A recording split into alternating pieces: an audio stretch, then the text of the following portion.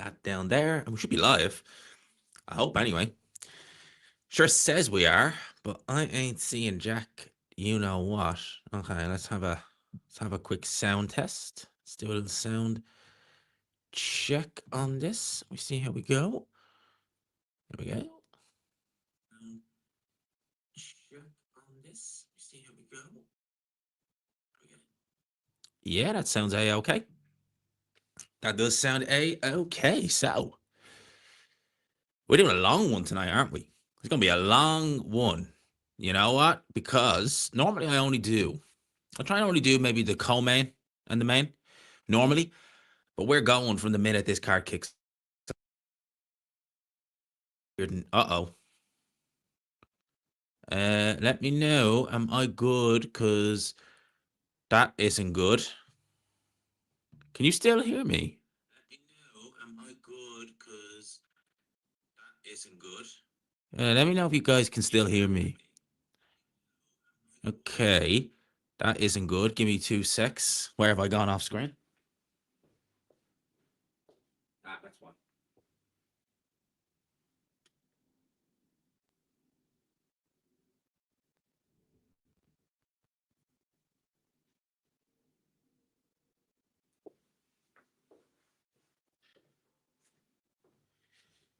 No, we're good. We're good. We're good. We are good. And now no sound. Okay. There's never any. Can hear but you can't see. Okay. There we go. Sounds back. Now, do you know what it was? I had the way I had the camera put in, I had it flipping. I had it on the off button, so it was coming up with like it just basically meant that you could hear me but you couldn't see me. But now you can. Now we're all sorted, and just in time for Clark versus Huni. I have my worries about this fight. I think it's a 10-rounder. I have my worries that it could be 10 rounds and it could take the whole energy out of it. Because the one thing I find, right, is that being the opener to any kind of show, but in particular a big show like this, when you are the opening fight, that could actually be a bit of a good thing. Because you kind of tend to forget forget the card as it prolongs. Whereas when you're the opening show, if you can make, if you can make your stance on that fight, if you make an impression and stuff like that and have a good scrap, the opening fight can actually be just as good. Like you can actually set a good precedent and big up the Ben every single time, man. I hope you're keeping well. Thank you for locking in with me. Thank you everyone for locking in. We've got he is looking lean by his stance. I can't believe he only has, this is only what, his 13th pro fight? 13th, 14th? It's been a roller coaster ride, to say the least, for Fraser Clark on this pro career. He does look leaner. Yeah, you're not wrong. Look at him there. He does look in better shape. I ain't gonna lie. He genuinely does. By certainly the standards he's weighed in the past. Justice Huni is a weird one because Justice Huni is good, but I've never really rated him that highly. I just think that he's a good boxer, but that's really it. Like, I don't even think even the chin department, he's not particularly amazing. But round one is underway. A fairly empty Tottenham Hotspur Stadium, it has to be said, but it is early on in the night. It is quite early on in the night. Fraser Clark versus Justice Huni, round one. Let's talk about this, because these are fights that we all want to talk about. We definitely do. We want to talk about these fights. So, look, Fraser Clark, in his last fight, which was a defeat, had to be said he started very well. Who is actually the promoter for the card? That's a good question. As far as I'm aware, it is that Spencer, what's his name? Spencer Brown guy. They're working with Ring Magazine. It's a Ring. There's a lot of, you know what? There's a lot of, I don't, the ins and outs of all this. I mean, it's bizarre. Although you see Ben Shalom there ringside. Look at him there. Big smile on his face. I mean, I know it's the first event he's probably been to that eyes are actually on in a while. But yeah, Fraser Clark, that was a decent counter combination by Justice Huni right there. Oh yeah, you can see there's a speed difference straight off the bat. Now, Fraser Clark in there, he's never been the fastest heavyweight in the world. But you can see he is definitely the slower of the two in there. Justice Huni is catching him with counters coming in. That's a good little snappy jab from Justice Huni as well. Fraser Clark biting on the feints. And he's close there with the uppercut as well, with a lead uppercut from Justice Huni. Although Fraser Clark looks in better shape, he's gassed badly down the stretch. He's had a terrible knockout defeat that he suffered at the hands of Fabio Wardley nearly 2 years ago now. There's Rick Reno. And I can't take that Rick Reno guy serious at all. Like, I know that Rick Reno guy with the jazzy jackets, the sunglasses, and the hat. That guy, that guy is just funny, and not in a good way. I can't take a word he says serious. And they have him doing all them, and he's not got an ounce of charisma. So it's just like, oh, God. You listen to this guy and you're just like, damn, you do wonder where Turkey gets some of these guys from, where he just plucks these guys out of obscurity, and then all of a sudden, they're the figureheads in the sport in terms of, he is do you know what? He has the look of one, Matthew. He has the look of one. When you just look at, you kind of get that with Shlom, but you really did get it. Did you notice Tony Sims with Conor Ben? I didn't actually, to be honest with you, mate. I haven't really been looking. I haven't really been looking at who's like Ben's with, or even I haven't been looking at any of his entrances really, to be honest. It's Conor Ben at the end of the day. I only tend to watch him fight. I don't tend to watch him in much more of a capacity other than that, to be honest with you. So if he leaves Sims, then because Tony Sims is the matchroom trainer. He's trained fighters like Dubois in the past and stuff like briefly. Didn't train him for an actual fight. But if he leaves him, then that's essentially saying everything to do with matchroom is gone. And yeah, Conor Ben has been saying things like, oh yeah, I'll go back with Eddie, or we can work together. It's like, mate, you left him acrimoniously, and although Eddie Hearn is willing to turn the other cheek, he's not going to do it straight off the bat after such an acrimonious split. It might have to come down to Conor Ben still being a viable cash cow and maybe letting kind of all things settle, if that makes sense. Early evening, time for a curry. No, we won't be. We are going to make that bottle of sparkling water last the next 4.5 hours. That's how wild the evening's going to get. We're going to make that bottle of water last the next 4 or 5 hours. And by the way, 50 people in the building, if you could hit the like button. We're going up against some heavy hitters tonight, lads. We're going up against some heavy hitters, not gonna lie, but we are going to make a stern effort, make a go of this, right? We'll make a go of this. We get some chats in. It's gonna be fun. It's gonna be a fun watch along. We get the likes up. It's early in the evening. We're gonna have a good one. But yeah, if you're watching at home, I'd be advising you get something in, get the curry in, get the beers in, or something like that. For me, I am locked in I'm reckoning 4 hours. I reckon we're going to be here probably till 11 o'clock. Well, definitely 11 o'clock, probably a little bit after it as well. So we have a busy evening ahead. Busy evening in store, busy evening ahead. I'm having a curry, why not? There you go, mate. I'm not a big curry eater, so, you have one, enjoy it. Can't say I'm a lover of curry. I don't dislike it, but I'm not a lover of curry, to be honest with you. It's not for me. It's never been my go-to meal. Looking at the first round, I had Justice Huni taking it. He seems to be just the sharper of the two. Fraser Clark is a lot slower, even though he's leaner. He's noticeably leaner. He is a lot slower. And he's inaccurate with some of his shots. Like, he misses there. And the jab battle as well. Like, look at that jab from Justice Huni. That jab just looks on point. Bro, I can get a little play-by-play in. I'm working on the truck. You're working on the truck? There you go. Man, you got to do what you got to do. You got to do what you got to do. What's happening so far? Not an awful lot, as I worried that it might be the case. There is shots being landed by both guys, but it seems to me as though Justice Huni, well, he definitely is the faster. That was a good body shot by Justice Huni there. He sunk that in.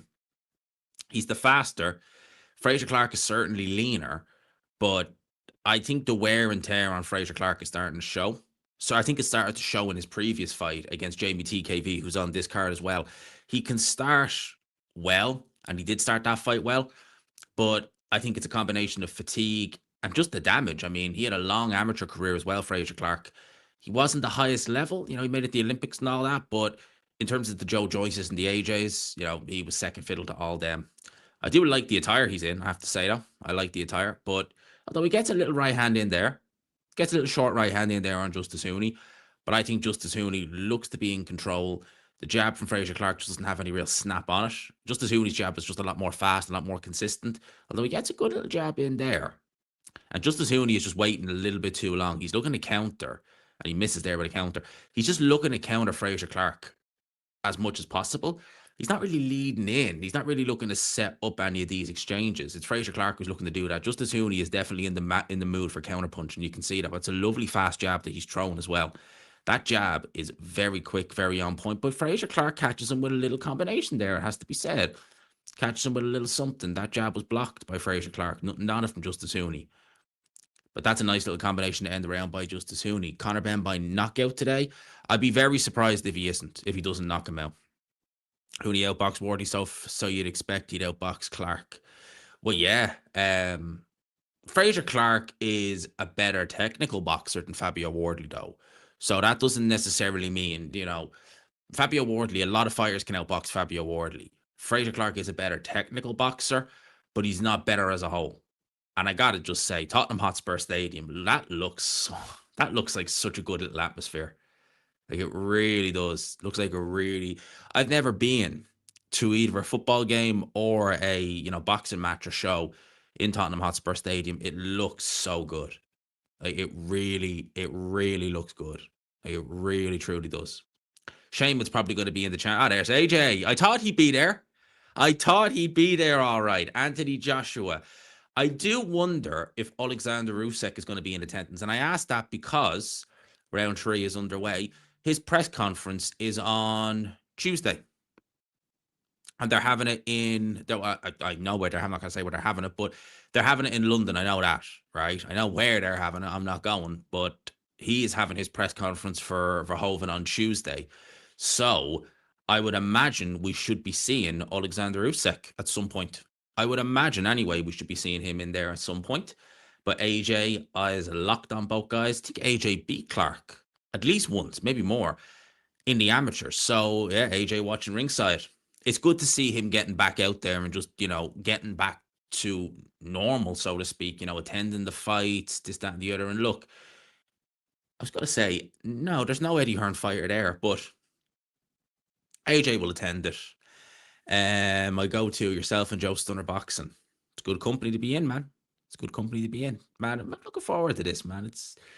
Oh no, Eddie Hearn is there, sat next to Ben Shalom. God, Eddie Hearn is there, sat next to Ben Shalom. He wasn't there 2 minutes ago. So Eddie Hearn in attendance. Wow. That's that's a nice uppercut by Huni on the inside.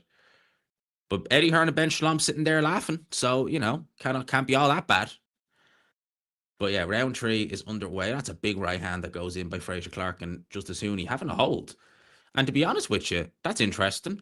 Justice Huni trying to push Fraser Clark back there. Not a thing. Didn't budge him. Oh, there's some good body shots from Fraser Clark that just went in there.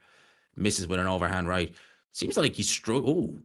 Some good shots up close from Fraser Clark in this round. It seems to me as though although Justice Huni is better, in terms of speed, his technique is quite good, he's struggling to, match Fraser Clark up close. He's definitely not. He's never been the most. I wouldn't look at Justice Huni and associate him with, much physicality, much strength. I think maybe that's why he is such an out-and-out boxer. He doesn't try and engage. He walks into a right hand there as well. It's a bit better from Fraser Clark in here in round number 3. 50 seconds to go. And as I said, the quicker these undercard fights end, the quicker we're into the main event. I would hope they do that anyway, because remember when they did, and I go back to Netflix, remember when they did the Canelo show? It was Canelo versus Crawford, and oh my days, that was diabolically bad how long they dragged that one out for. That was not fun at all. That was bad. It's bad. That's what it was. It was many things, and they weren't good. That was flipping one of them. But yeah, round number 3 comes in. Better round for Fraser Clark in this round. I would have given the first 2 to Justice Huni, but I'm definitely going to give this one to Fraser Clark. He's been a lot more busy, although he takes the jab there from Justice Huni, but he's been a lot more active, a lot more busy. Does take a little, but gets one off in return. So not a bad round. This round 3 for Fraser Clark comes to an end. So we're seeing all the names here. I think there are multiple Joshuas somewhere. Someone was saying they were at a concert in Tottenham Hotspur. Really nice, very modern. Yeah, I quite like the stadium now, I have to say. There's Conor Ben arriving. And I'm going to look out and see for Tony Sims because Ben was the one who said it. And I want to see Tony Sims, any member of his team that I recognize from the Matchroom days. So he looks like he just arrived just on his own, so to speak. So, okay. There's Regis Prograis. Yes. I'm dying to see if there's a noticeable injury in it on him because part of me just thinks that there probably is. It's when you hear stuff like that being said, like that he's injured, that there's rumors he's pulling out, and then he's having to refute those and say, no, the fight's happening. You're kind of looking at that, and your first instinct is, yeah, there's probably an element of truth to them because they don't. You try and like sell that fight, or at least they are trying to sell it as competitive. You're not going to just want to admit that some guy is injured or something like that. You just don't want to. Where is the winner of this fight? Where is the winner of this fight actually going? Yeah, I mean, for the loser of this fight, I mean, really, that's an insurmountable job to try and come back from that. It really is. The loser of this fight is probably done, and that's for even at 27, Justice Huni, you would say, because he's really a who needs him kind of fighter. No one's going to look good against him. You're going to have to. He's just not the type of fighter you want to turn up again. You don't want to fight if you don't have to. So he'll be hard to get matches with, and he'll find it hard to get matches with. If he wins, he might get a ranking. There might be some, they might order him to fight whoever. So he might have some opportunities. But likewise, Fraser Clark could probably be. I think with Clark, it'd be easier to get him fights because he's not really a name, but he's a bit more well known, certainly in the UK. You could easily do, like, say Dave Allen loses, which we all expect him to do against Hergovich. You could easily do a rematch between him and Dave Allen. You could easily do that. Huni is very much not box office. He definitely isn't that, mate. He's not. No, neither in the ring or outside the ring. And, I hate to sound harsh when it comes to Justice Huni because I'm sure he's a nice guy. But when they announced it was going to be Miller versus Wardley, there was a lot of anticipation for that fight. We're all looking forward to it. When they announced it was Justice Huni, it was just like all the air just went out of that fight because you were just thinking, right, he's not going to be in there with anyone who. Oh, whoa, that was a nice uppercut. That was a really nice uppercut up close by Fraser Clark. I don't think it really hurt him that much, but damn, oh yeah, that's a good uppercut again, man. This is what Fraser Clark needs to do. He was actually boxing Justice Huni at long range the first couple of rounds, and it wasn't really working. He was coming off second fiddle, but now he's actually going to his body and he's letting some uppercuts go up close, and he's actually having a lot more success. I do just wonder, and again, it's probably nothing, but why isn't AJ sitting with Eddie? It's probably nothing, but I'm just wondering why he's sat with Turkey the other side of the ring, and Eddie is sat there with Ben Shalom. Huni is losing his shape a little bit in there, and another uppercut goes in. It's taking a few of them. He's actually losing his shape quite a bit in round number 4, and this is a good round again for Fraser Clark. He's doing quite well. Oh, that's a no. Oh, he hurt him. I think he hurt him with that. He caught him at the top of the head. Little short shot. I saw the legs buckle. That didn't look like balance. What's the referee doing? Fraser Clark feeling it now. Oh, that's a nice right hand that goes in. Another body shot. He is feeling it in there, Fraser Clark. He's back Justice Huni up to the ropes. Justice Huni struggling to get out. Body shots going in from Fraser Clark. Another uppercut goes in. Justice Huni feeling it. Ben Shalom standing up ringside. There's another body shot. Fraser Clark fights his way out. And there we go. That was a good round from Fraser Clark. Very good. He hurt Justice Huni in there. Very good round by Fraser Clark. 2 apiece now, I've got it. A little bit of blood coming from the nose of Huni, and he was hurt there. He's getting hurt a lot, Justice Huni, these days. And again, he's only 27. He's getting hurt a lot in there, and he was definitely staggered. Let's have a look. Yeah, nice little combination. Shot lands top of the head. The legs do a little bit of a jiggle. And then he has to hold. And he doesn't have the strength to keep Fraser Clark off him. Referee got in between them. And then Clark lets a big right hand go. Backs Justice Huni to the ropes. And he can't miss when he's going up close or on the same level. I would not be saying they're on the same level. That was a lovely combination from Fraser Clark. That was it. Yeah, a little left hook, top of the head, legs just decided to go a little bit like that. You think Miller will still wear the headpiece for future fights, but if he does, he should get it from a different crowd. If he does, or he should just go and he has enough money, he can get the transplant. He can get the he can easily get that instead of the tope. Oh, that was a nice little left hand that Fraser Clark or Justice Huni landed, but didn't affect Fraser Clark in the slightest. Round number 5. Actually, you know what? I was worried about this fight that it might be a bit of a stinker, but it's not been a bad fight so far. I mean, you can't really. Heavyweights are just we love heavyweights, don't we? We just love heavyweights. And Clark Jar holding up all right. Well, Hooney's not that type of a puncher. He's not got many, if any, like one punch knockouts. The knockouts he has have been against very low level of opposition, and or it's just been accumulation. I don't look at Justice Hooney and think, oh, that's a big puncher. Never have.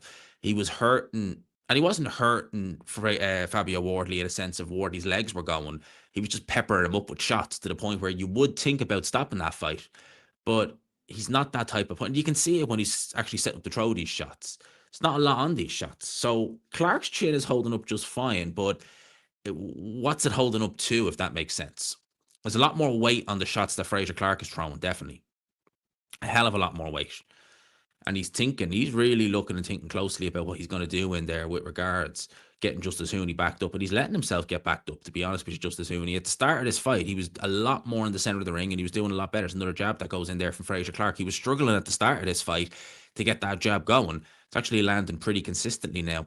Blocks the right hand, does Justice Huni. And Justice Huni, yeah. Do you drive a truck as your job? Is that to me? Hell no. Never driven a truck in my life. God no, man. No idea how to drive a truck. I couldn't even imagine. No offense to any truck drivers, but I couldn't imagine doing that. That would be too tricky. I don't know how. I respected it, but don't know how they do it. And you have to do early mornings. I don't like early morning, like really early mornings. Like, nah. For me, the earliest I'll start is 8 o'clock. That's the earliest. I ain't starting any earlier than that. No way. All right, so 40 seconds to go. And by the way, 80 people in the building, if you haven't already, please consider hitting the like, hitting the subscribe, and hitting the notification button. In particular, hit the like button. We want to get some good numbers in here. And this is a bit more of an even Steven round. Still liking what Fraser Clark is doing in there now, I got to say. He is getting the better of most of these exchanges. He is making that's a good body shot that goes in from Justice Huni. He has a bit of weight on it, but then a very inaccurate looking jab. And his jab was very consistent earlier on in this fight, but that's a better, that was low. That was low. Yeah, that wasn't good. That was naughty. That was, when's the Ben fight? So it is TKV versus Riakporhe next, and then it will be Conor Benn versus Prograis, followed then by Tyson Fury. They reckon Fury should be out around about 10 o'clock, thereabouts. Again, it does kind of depend. It does kind of depend on how this card goes. I mean, if we get a knockout in the next round or two, if we get 3 knockouts back to back, they're just going to have to speed it up because there's no point dilly-dally and just get on with it, sort of way. So round 5 comes to an end. Interesting. I've got Fraser Clark ahead now at this point in the fight. I don't know about you guys, but I've got Fraser Clark winning this fight now. Ronda Rousey versus Carano, that's how you say her name? Saturday, May 16th. Oh, yeah, we're all looking forward to that one. Ronda Rousey, huh? I mean, if ever, Ronda Rousey is like, she really was the precursor to Clarissa Shields, wasn't she? Because, see the way Clarissa Shields is saying she can fight Keith Thurman. She was saying, Ronda Rousey, that and this is when Mayweather was active, that she would box Floyd Mayweather. And you had weirdos saying, yeah, she can beat him. Oh, yeah, it's like because, actual fighters like Manny Pacquiao can't beat him, but Ronda Rousey, who can't strike, yeah, she can beat him. Okay, fair enough. Yeah, brilliant. So, yeah. Isn't she ancient? Yeah, she is. I mean, she got knocked out back to back in UFC and then went to WWE. Did some play acting. And even then, she wasn't great. And apparently, I only saw the booze, but apparently she attended an AEW event and they booed her out of the building. Her reputation is not great, Ronda Rousey, at all. All right, I disagree with David Hayes' scorecard. I gave round 3 to Fraser Clark, but I agree with him on all the other rounds. But I gave round 3 to Fraser Clark. Clarissa can't be. Well, no, she can't. Like, Clarissa Shields, in my opinion, wouldn't be a top 100 man.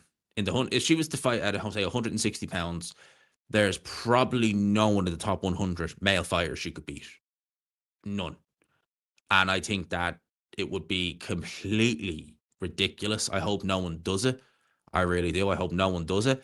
But there probably would be some idiot with the pockets big enough to would put on, say the hell with it, put Clarissa Shields on against some guy.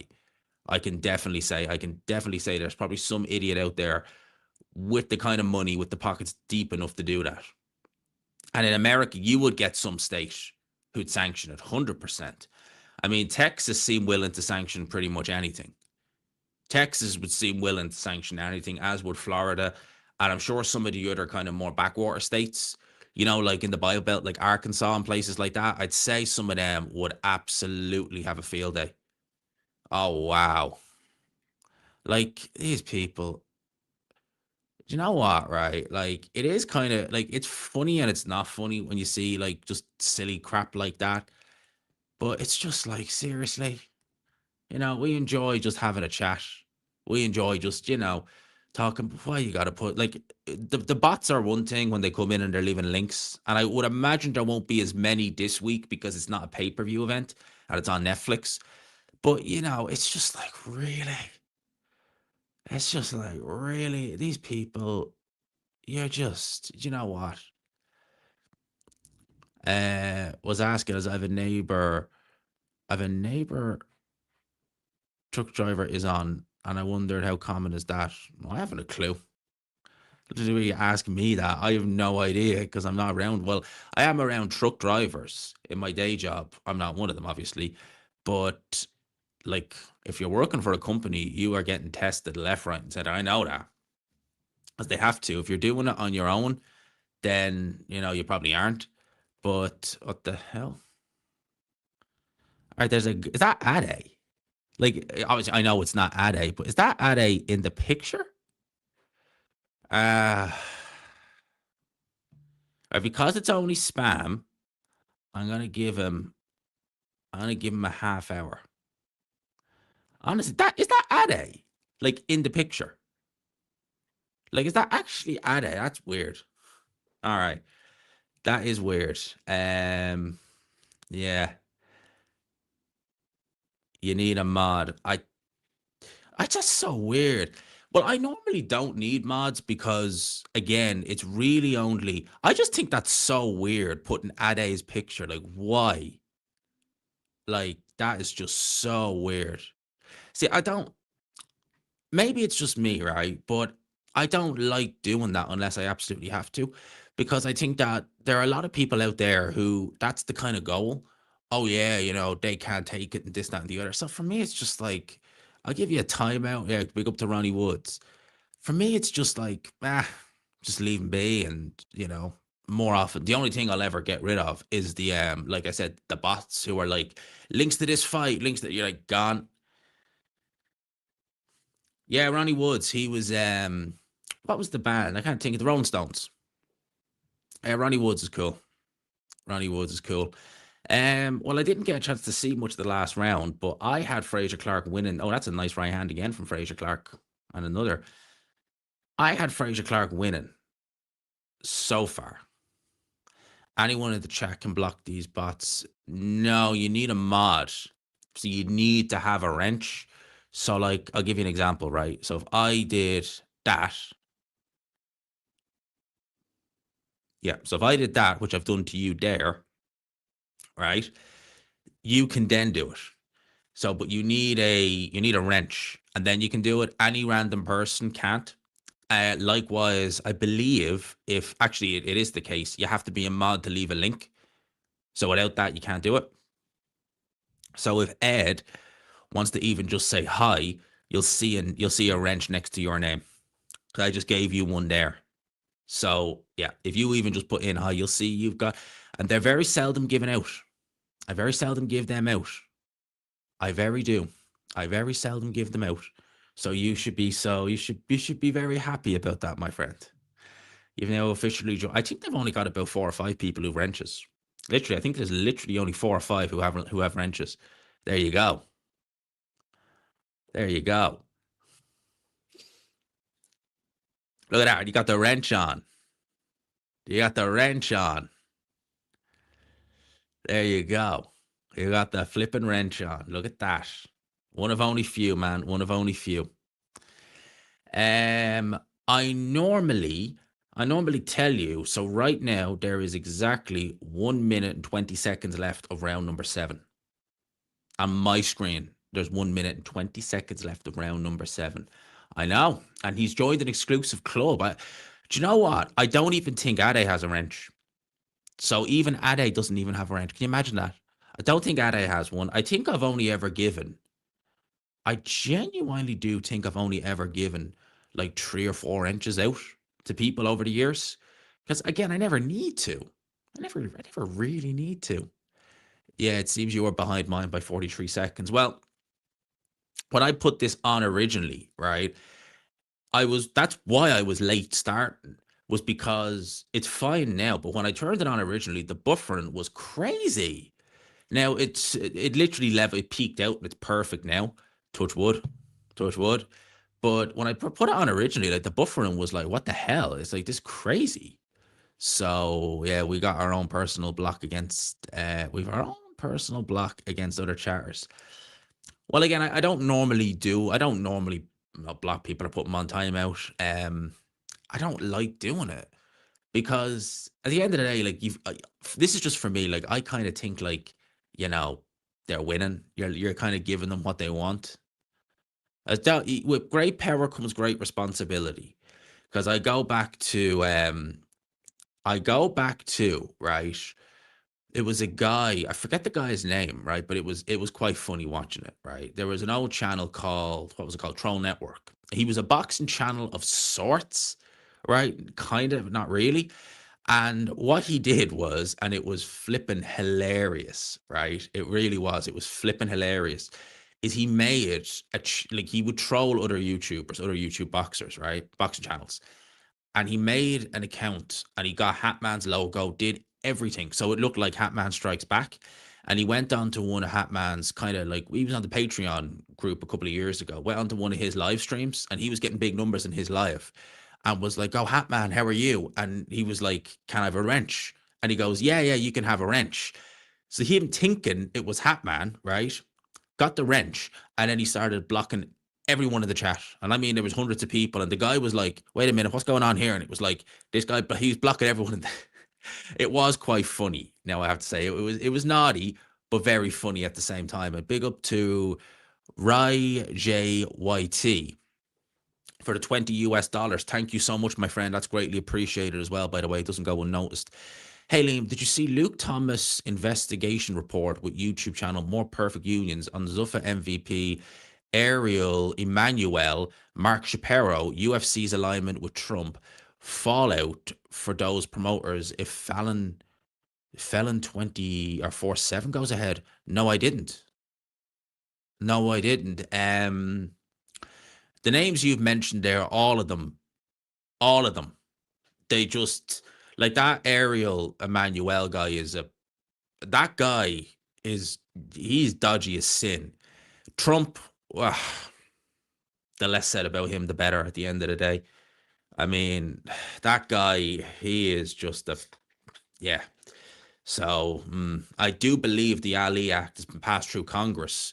So now it has to go to the Senate. And obviously the Senate, being largely Republican, that's going to pass it, you would imagine. But yeah, I'm going to look into that probably tomorrow because for now we got a fight on. And thank you for the 20 quid again, man. It's greatly appreciated. It really is. Oh man, that was a nice uppercut. I ain't gonna lie, man. This has been a good fight. This has been a good fight. They're really putting on a show here. They have a minute left in round number 8. They have 1 minute left in round number 8 on my screen anyway, right? On mine anyway. Lady Hearn is... Oh, Chisora is there as well. I see Chisora there now as well. Damn. I've never seen Justice Huni this aggressive. Holy crap, what's going on here?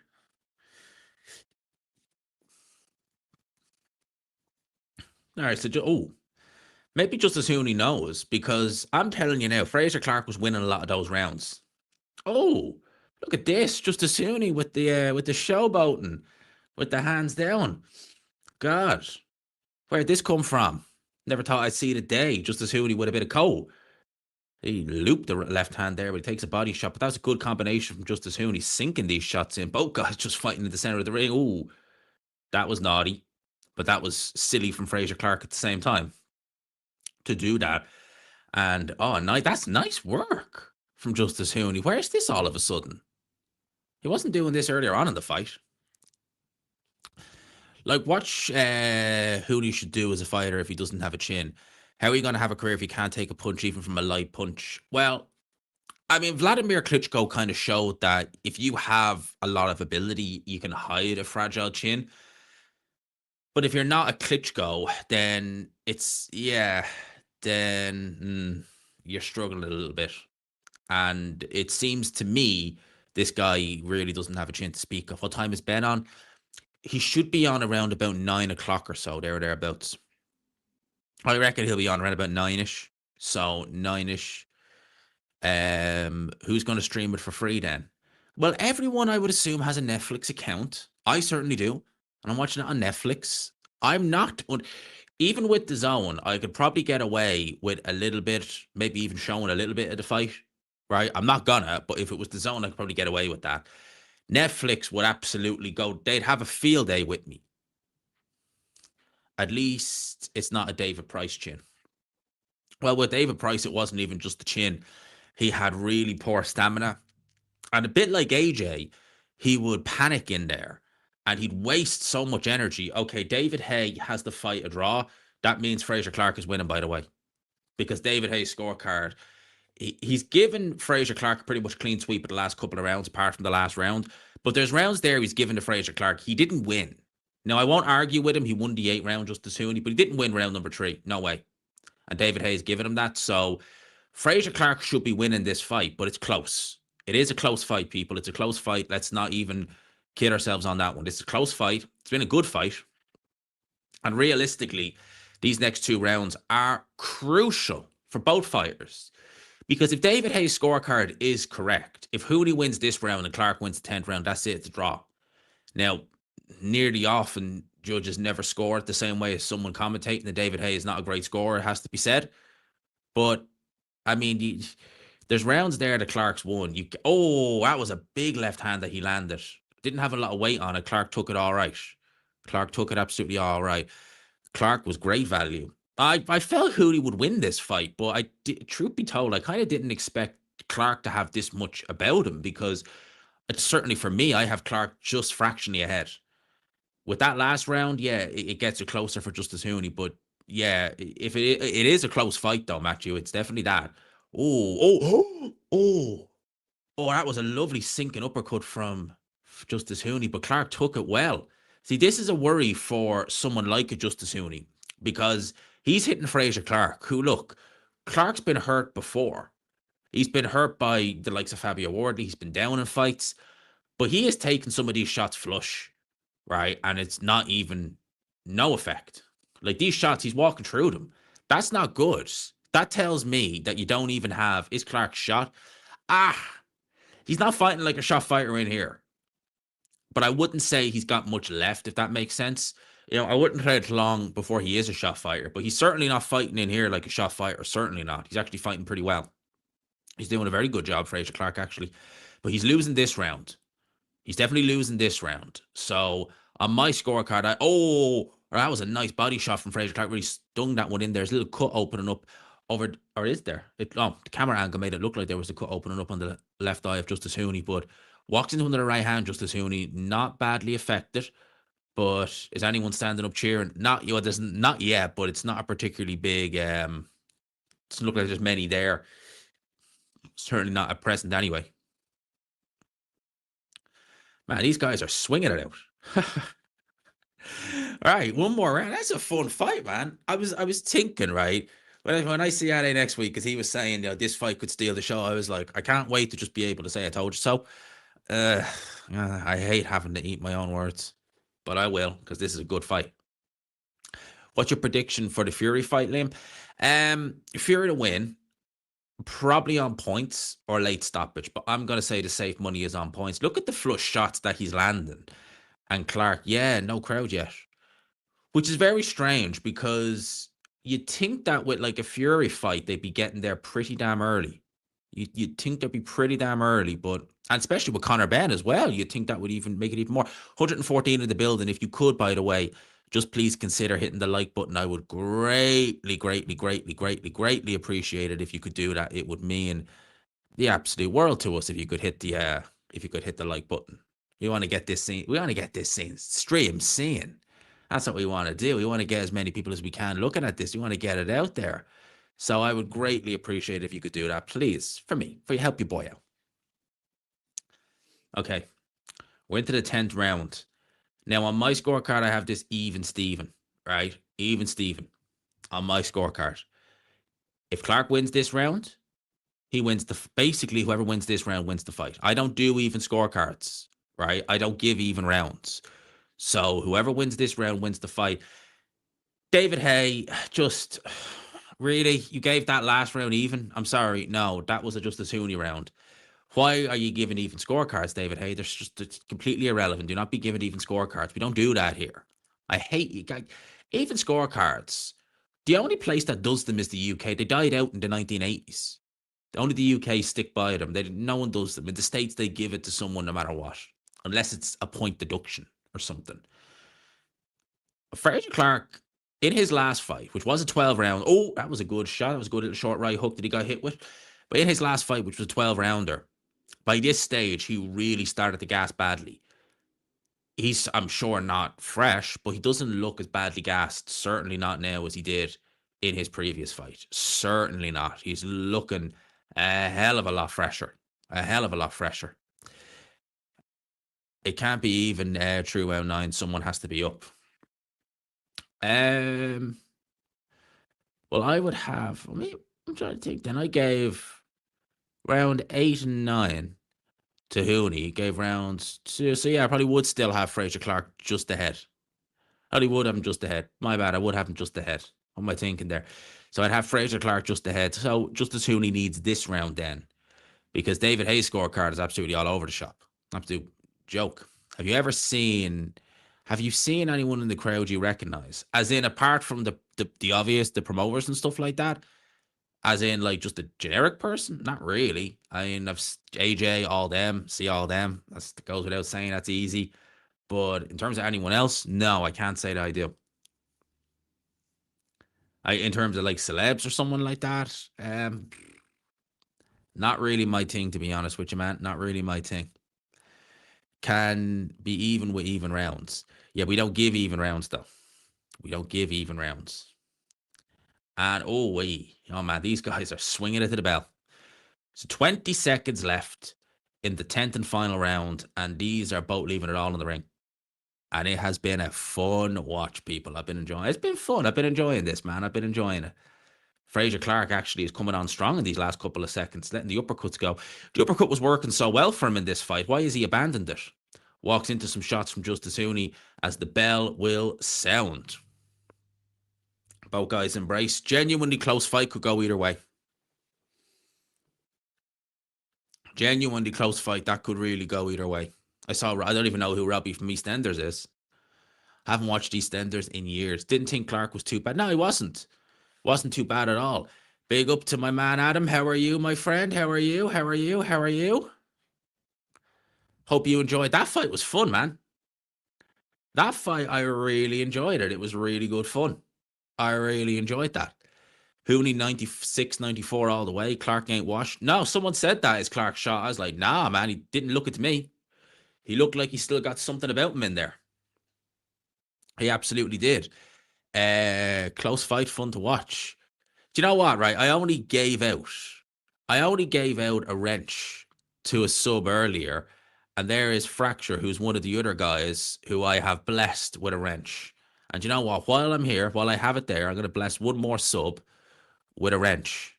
There you go. Haven't said who, but you'll know when you comment.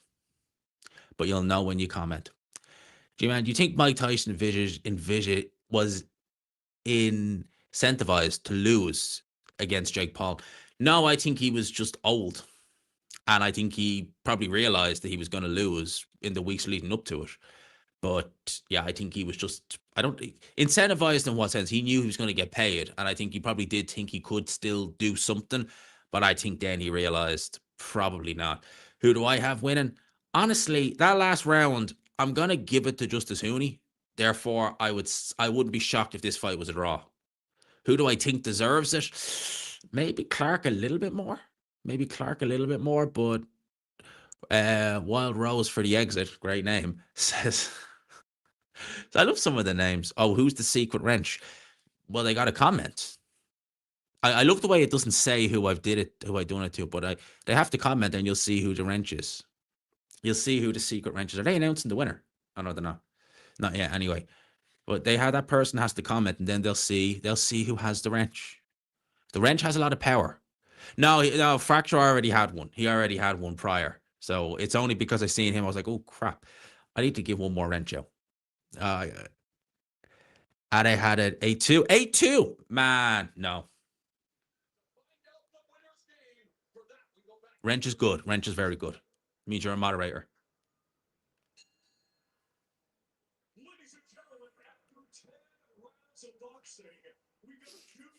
Let's have a listen.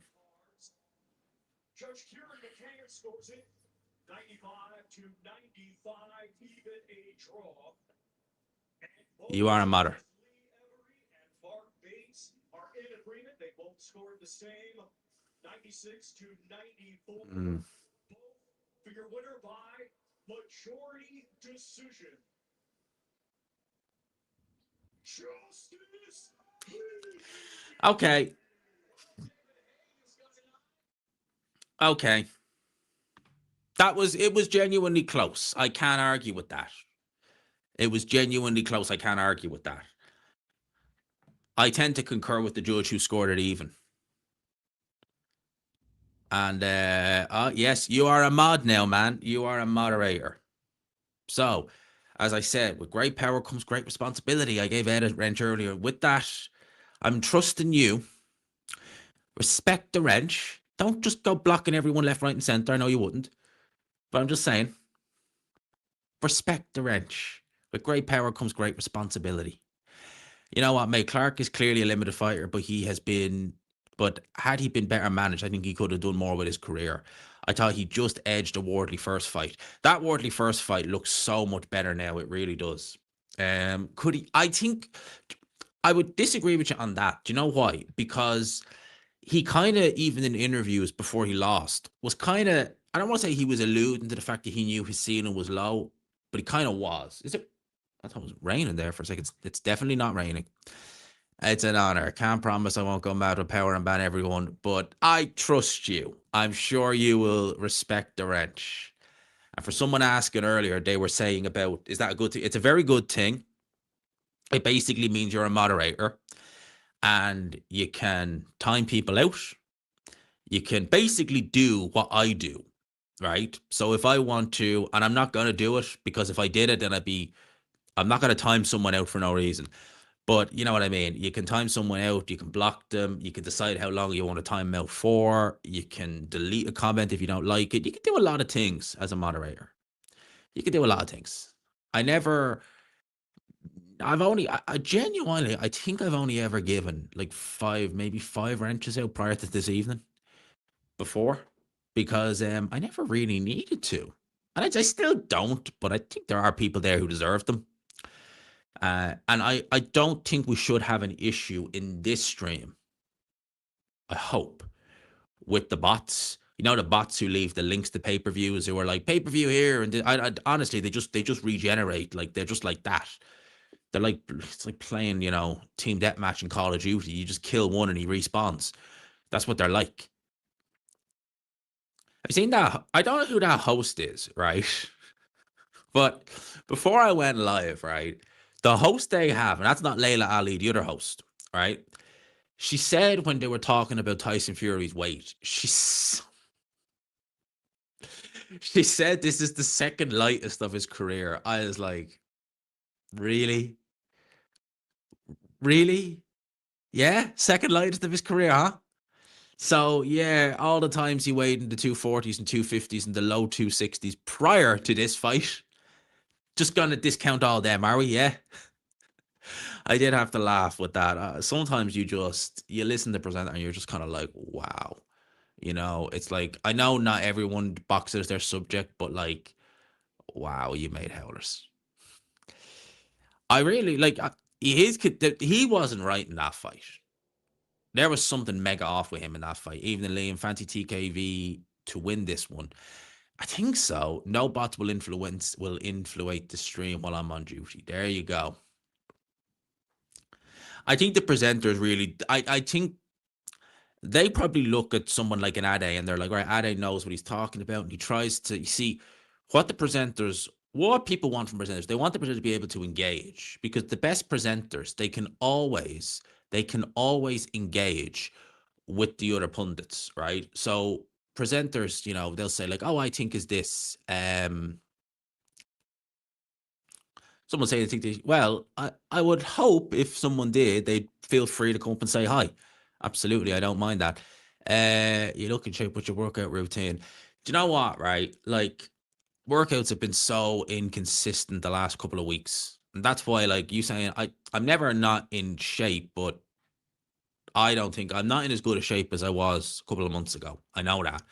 Um, but I'm very lucky. So I work from home a lot, a lot, a lot. So I'm very lucky. The gym is literally like I can literally point to it. It's over there. So it takes me 2 minutes to walk to it. So I tend to do cardio. Well, no, it depends, right? So when I'm working from home, I tend to do weights in the afternoon on my hour break. And then I tend to come straight back here, finish my day, and then do cardio. Sometimes I'll just do 2 weight sessions in a day. Other times I'll just do weights in the afternoon, cardio in the evening. And then depending on how the week is gone, like tomorrow I'll do a bit of weights. And then Monday I'm off. I took Monday off.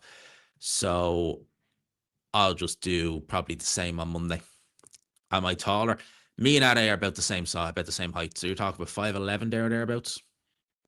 And yeah, someone say I think I was on a commute. I was commuting through Stratford. More importantly, how do you get into YouTubing, and what's the best worst part? Okay, so before the fight starts, we can talk about that. The only time I've got the tube is yesterday. Actually, I haven't needed it all week. So if you probably see me yesterday, if it wasn't yesterday, then it wasn't me. Genuinely, if it wasn't yesterday, then it probably wasn't me, because I haven't used the tube. Apart from getting the DLR back to my flat on Wednesday from the airport, I haven't used it. Um, like it's handy. I don't mind it, I'm kind of lucky with tubes. They never seem to be delayed or cancelled for the most part. So I'm kind of lucky with it. In terms of YouTube, and the best thing is the connections and the opportunities it gives you. Because, I've made a lot of connections, I've made a lot of friends that I didn't think I'd ever have. And as well as that, why is Netflix buffering? Why is it doing that? Please don't do that. Okay, it's back to normal. All right, thank God for that. Yeah, made a lot of connections.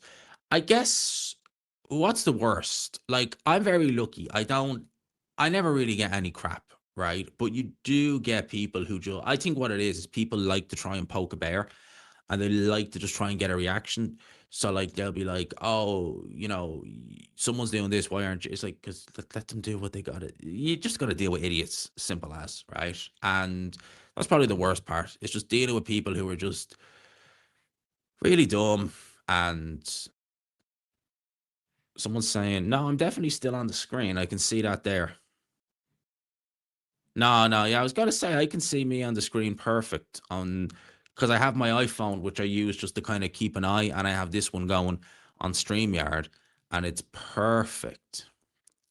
I guess I've had to think about what you said.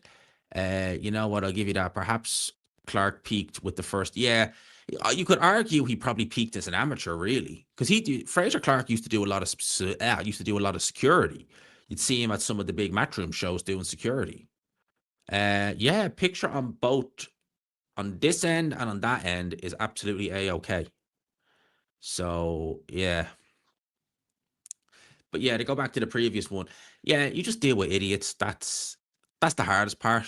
And people will say this and say that, and you're just like, really? You're just like, Jesus Christ.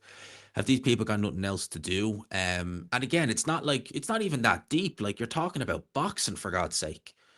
Like I've literally seen, like not just me, people being like, I wish I knew what Hatman looked like, so if I ever saw him, I could, do. And you're just like, it's boxing. Like it's just boxing. Like it's not that deep. And you'd know that would be a Fury fanboy as well. It's like you don't even know these people. It's like you'd be willing to go and assault someone and do time for a fighter who probably would think he'd probably actually think less of you for doing it. He wouldn't look at you as if that's something good. Things like that. That's one of the kind of negative sides from it, where you're just like, ugh. It is very good to turn. I'm surprised they did a little round of commercials and then boom, they were on it. Those people wouldn't do any what they say in real life. Oh God, yeah. Like, oh, mate, of course, absolutely not. Absolutely not. I was saying, someone I said there, if he saw me on the train, I was like, if you see me on the tube, say hi.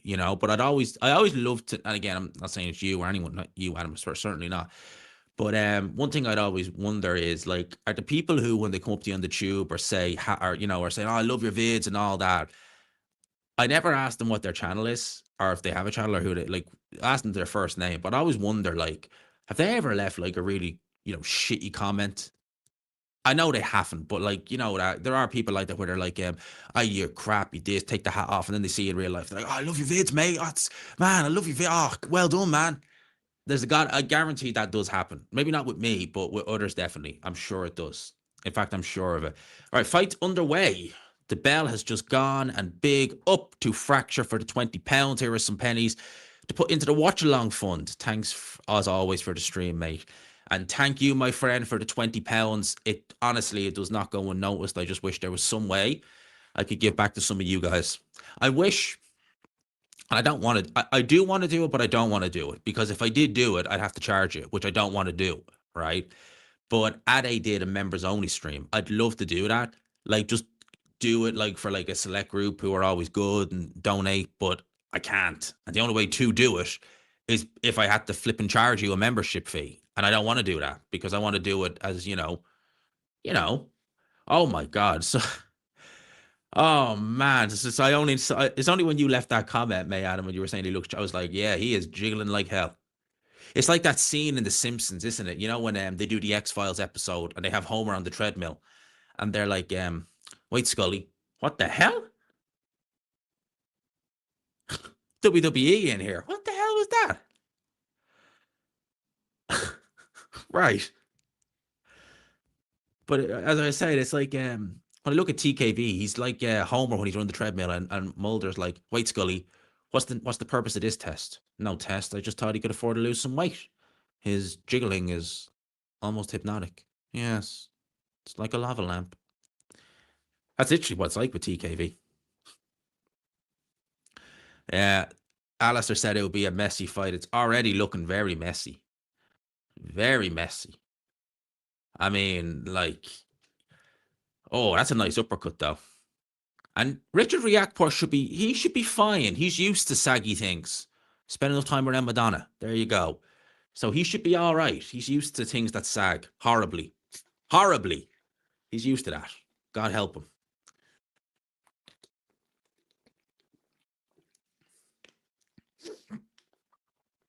And I have to make this water last 4 hours as well. So I gotta be cooling it down with the. It's very nice, that sparkling water. I do like sparkling water. So yeah, messy first round. This is for the British heavyweight title, by the way, the heavyweight title that I believe was vacant, and Fraser Clark obviously fought TKV back in November, the first BBC and Boxer show. And this first round, a lot of holding, an actual tackle to the ground, and very messy. Not exactly plain sailing. Why am I drinking water? Drink soda or beer? Well, I am trying to cut down on the alcohol consumption, which I've been doing quite well. Not that I've got any issue with it, I absolutely don't. But I've been trying to cut down on that. So I have none in the flat. So beer is not an option, nor is soda or fizzy drinks. Nor is that. So I like sparkling water. What the hell is that? Oh, wow. At home with the Furies. Wow. Wow, there you go.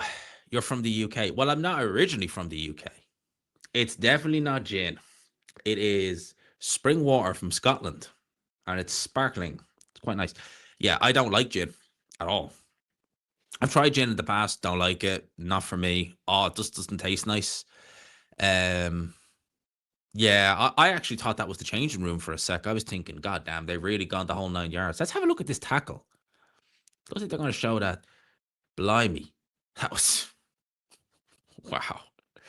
That was something else. TKV is lucky he's European level. He wasn't large in the fight he had against Adelaide. He was in decent shape. Oh, he takes a jab there from Riakporhe and some uppercuts.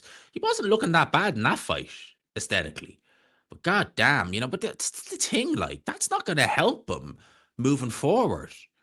If he gets hurt in this fight, we know the better shape you're in, the more chance you have of coming through it. It's not gonna help him at all looking like this. And he's going to be slower. He's getting hit with Riakporhe's jab. Riakporhe's a big puncher, so he's going to be more inclined to get hurt. This 12-rounder, people, as well. When he takes another right hand there. It's a nice right hand from Riakporhe. Fury better win it. That's all we need now, isn't it? That's just all we need is Fury to go and take an L. And then the AJ fight. That's it. It's done. My grandmother said gin was mother's ruins. Well, I've never really, I don't even know many people who drink gin. I don't really, because it's never. I think I tried it like once years ago, and I was like, yeah, that's not for me. Just everything about it, just not nice. So it's never been a drink. And again, I'm not a big spirit drinker.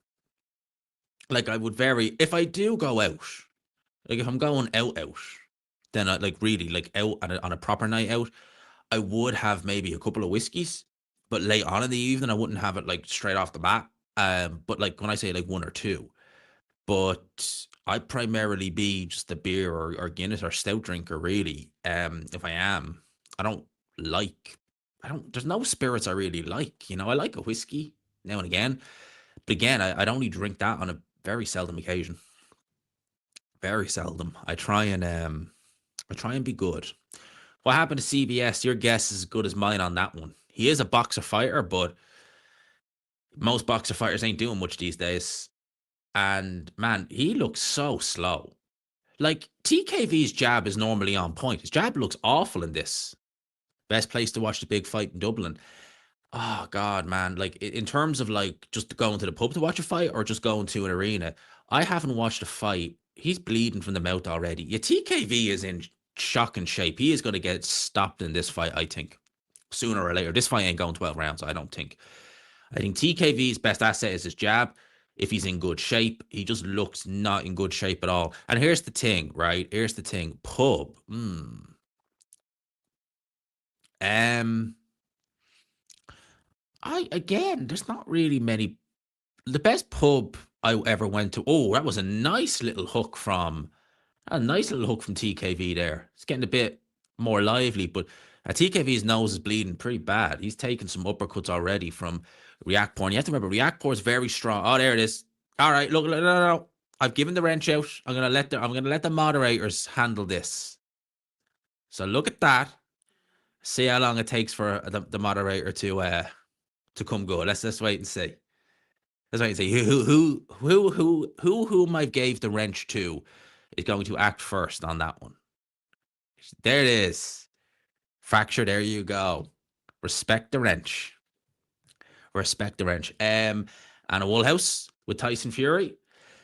In terms of the best pub, there's a pub in Swords called the Old Schoolhouse, and they have a tea. Sometimes, especially if Ireland are in the World Cup or in the Euros, they have an outdoor area and they make it bigger and they have a big screen. I actually watched his fight again, Tyson Fury's fight against Fury in the Old Schoolhouse. They brought out, the whole 9 yards for it, and it was good. That's just before I started doing YouTube. If it's a big fight, I tend to watch it at home nowadays because I do this and I do a review. If it's a show, like more so for like an MMA show, I'd watch it out then. So we're all right.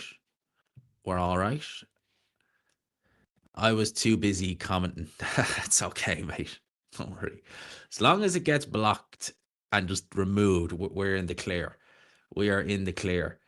So TKV's punch output is actually quite similar, but he is very inaccurate. He's landing a lot less. He's throwing more and landing less than Riakporhe. That tends to mean he's not winning this fight. And also, Riakporhe, one of the strongest cruiserweights up close. That is definitely... man, really? That's so messy. The way they're just falling into those clinches. I understand you're going to fall into clinch, but these are like swinging each other around. It's crazy. I was also distracted. It's fine. It's fine. It's fine. We're all good, man. We're all good. I ain't judging. I ain't judging. 12 rounds. No, I don't think it's going 12, mate. I would be very, very surprised if this fight goes 12 rounds. For the simple reason that Riakporhe is just landing on TKV. New England IPA. I haven't drank IPAs in years. I went through a phase when I was younger where me and my best friend, we used to love IPAs, but they're not something you'd really drink on a night out. They're very heavy. And the referee, Lee Every, I believe that's Lee Every having words with TKV. It is very messy. Next fight after this, by the way, is Conor Benn. Next fight after this is Conor Benn. Vindaloo Curry. There you go, man. Curry time on a Saturday night. Again, I'm someone, if I'm watching it, even if I'm watching a fight as normal, like just a normal fight, no watch along, I don't eat when I'm watching them. I just watch them with like a glass of water or something. I never eat and watch a fight. It's weird. I never get food in. Like, so say, like, if I wasn't to do a watch along, just to watch this fight, I would not be getting food in. I just don't do it. I just don't know why. I'm just never been me. Rory only leading by 3. The golf, Rory McIlroy. Can't believe Ben signed with Zuffa. What a traitor. Well, I don't begrudge him signing with someone to make more money. I don't begrudge him that. It's the way he did it.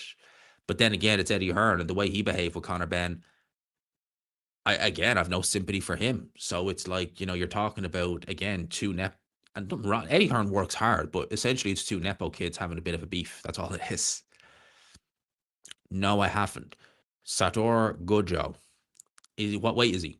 If he's Japanese, I would imagine he's in the lighter weights. I'd imagine, because they normally are. But yeah, messy fight, it has to be said.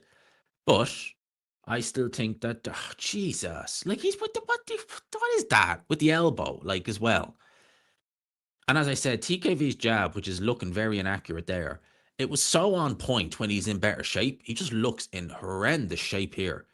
It takes some more shots as well from Riakporhe. There's 10 seconds to go here in this round, and I gotta say, I don't think it's going to be. I don't think it's going to be the full 12, but read out everyone's comment and miss mine. LOL. I glad you're with the LOL. I was thinking, really? There's 126 people, and God knows what that's going to jump up to. So every comment isn't always going to get read. Yeah, 3-zip, Riakporhe, definitely. 126 in the building, by the way. If you could, please consider hitting the like and subscribe button. I would greatly appreciate that. That's one thing actually we need to remember, actually. I was only thinking about it. Do you know what? They have to get this card moving quickly because it's in a stadium. And stadiums have curfews. I just remembered that. Stadiums have curfews. So they have to actually get this over with pretty damn quick, don't they? Because again, stadiums have curfews. He's an Ami. Okay, but what weight as an amateur? What's Riakporhe stamina like? He looks like a bodybuilder. Yeah, he does, but in fairness to him, like, he is, I think he's a more I don't think he does a crazy amount of weights. I don't think he does. I don't think he needs to. I think that's just he's the naturally chiseled set guy. It's not a great advert for the British title. Unfortunately not. I still think Johnny Fisher loses to both these guys, though. As bad as TKV is looking in there, I still think he makes mincemeat of Johnny Fisher. So yeah, I really do. And as for Riakporhe, if I was Riakporhe, I'd be getting stuck into that fight quicker than he was getting stuck into Madonna. I would be doing that. I would be genuinely saying, right, give me Johnny Fisher, because you get a payday out of it, and that fight's not going 3 rounds. Richard Riakporhe is going to knock Johnny Fisher into next week out of orbit. Oh, he's getting a point. Like, remember what happened last time? There was a point docked by TKV. But I can't see him lasting. Look at that, man. He is that man. I'm sorry, but you cannot tell me What's he doing? You cannot be a professional athlete and be in the kind of shape that TKV is in. That's ridiculous. Like that is, and what's frustrating is he's been in better shape in the past. He just looks so out of shape in there. It's crazy. AJ too. Yeah, I don't expect these heavyweights to all be lean and chiseled, right? Helps. It's not always going to be like that. But Lennox Lewis was lean, but he wasn't, he was 240. He had a little bit of, not even fat, but he just looked normal, muscly and good, you know? He- He's lucky. He's lucky he didn't get in more trouble because he did an appalling job. But Rob Smith has nothing but contempt for the fans, for the UK boxing fans. He really doesn't. And Rob Smith, the amount of times that that a referee or a judge in the UK is effed up big time, and Rob Smith has just been like, "Oh, people are just, they don't know." It's just like, man, this guy, Rob Smith is not a nice man, to say the least. That's what I say about that. So I'm not surprised. They never do anything, the board. There was that incident a couple of years ago, or was it Terry O'Connor, where I was at Lewis Ritson, where he fought. I forget who he fought. I forget who he fought. He lost. He officially won the fight, but he should have lost because he was battered from pillar to post. And there was an image of Terry O'Connor where it looked like he was on his phone during the fight, and he was referee. He was judging the fight, and you're like, that looks so bad. You're judging the fight, and the wrong guy has got the nod. Usyk is another example. Yes, he's always in shape, although he looks very lean in the first. He was very lean that first Joshua fight. You're right, but he always looks quite lean. Like he's not even got any kind of midriff flesh. He just always looks in really, really good shape. And I'm telling you, man, it pays benefits. You see these fighters who you never see them out of shape, and they're still in great shape in their late 30s, and they still have an engine and a gas tank about them. That's purely for that reason. That's a good right hand from Riakporhe that went in on TKV. There's only 10 seconds to go in round 4, and Riakporhe is winning this fight handily. He's absolutely winning it handily. But what's your boxing cardio look like? Well, it would really kind of depend, right? So you look at someone like TKV, he's never going to be, and I wouldn't recommend him be a Joe Sixpack because he'd have to take off. It would take him too long. It would leave him drained. But there's an optimum weight. I would say that, like an Alexander Usyk or something like that, you just looks. Mosa Telma's a prime example. You just look solid. You don't look too chiseled. You don't look too muscly. You just look legit. You look solid. You look like you trained hard because you don't look out of shape. But that person's going to be able to go the rounds like clockwork. David Hay, lean, muscly, terrible stamina, awful. There you go. So, has anyone seen Tony Sims in Conor Benn's changing room yet? Because he is getting gloved up because he's obviously on next. And it's going to be, there's Eddie Hearn, there's Derek Chisora, Turkey, the excellent Turkey. Strange to think Chisora's never fought on a Riyadh show yet. Who knows what might happen there? A temple, yes. Andy Ruiz is very much that. He is a temple. He really is. He is something else. Yeah, AJ in the front row. He's been there for about an hour now. He was in at the start of the last fight. So here we are, round number 5 of 12. Ugh. Stephen's saying that. Ugh. Not ideal. Not ideal. 2.5 minutes to go. I'm telling you now, people, I'd be surprised if we see the final 12 with this. I would. I'd be very surprised if we see the final 12 with this. I really would. Because, like, I just think TKV, look at the way he's throwing the shots. There's not even any power in them. It just looks like he's forcing absolutely everything in there. Oh, there he goes. Down he goes. That's a knockdown. That's a legit knockdown. Down he goes. It's a good right hand, side of the head, equilibrium gone. TKV, I don't think he's dangerously hurt or badly hurt, but we'll see now when he gets up because Riakporhe is a good finisher and Riakporhe will go first. So TKV back up. He's not in particularly good shape and Riakporhe tentative, but gets that jab going. He's hurt in there. Jamie TKV, another right hand goes in. He looks to hold. He's saying that was the side of the head. No, I don't think it was. It was a very good shot. Now he's leaning up again the ropes. He's a minute and 30 to go. That's a big right hand that goes in, but he ends up clinching again and looking very rough and ragged in there. He hasn't got the gas tank to go these rounds at all either. So he gets rid of him here, which is very likely that he will. Misses with a right hand. That could have been all she wrote. There's blood dripping as well from TKV. Body shot puts him in the ropes. Uppercut. He is getting wailed on in there. Looking to hold. Oh, here we go again. That seriously, mate. Who's fighting now? It's TKV versus Riakporhe, and TKV's been down in this round. He looks absolutely knackered. He's been beaten up, and I think he's going to get stopped in any moment now. And the corner should be having a look because his legs don't look even good underneath him. They really don't. His legs look absolutely horrendous. So, there's another right hand that goes in. He's hurt. He's hurt again. And he's backed up to the ropes. He's got nothing to keep Riakporhe. Oh, that's a big right hand. The referee should be having a look at this now. Oh, he should be having a good look in there. He's thinking of jumping in. Is he jumping in? Yeah, he's jumping in and he stops the fight. He stops the fight. Richard Riakporhe with Billy Nelson. Oh, good Lord. He's worked with Billy Nelson. It's just like, oh, man.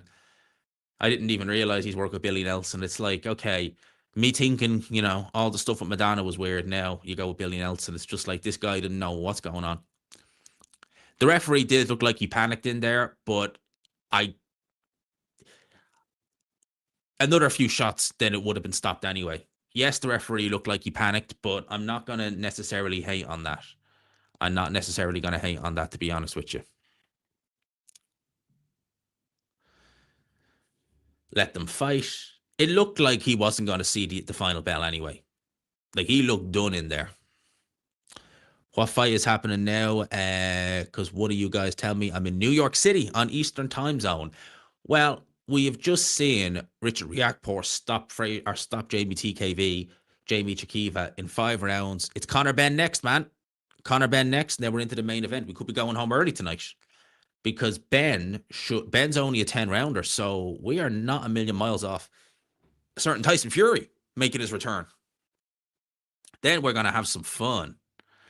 Yes, then we are going to have some fun. And by the way, if you haven't already, if you could, I would greatly appreciate it if you could consider hitting the like button. I would greatly, greatly, greatly appreciate it if you consider hitting the like button. What did I miss? You missed a certain Richard Riakporhe stopping Jamie TKV.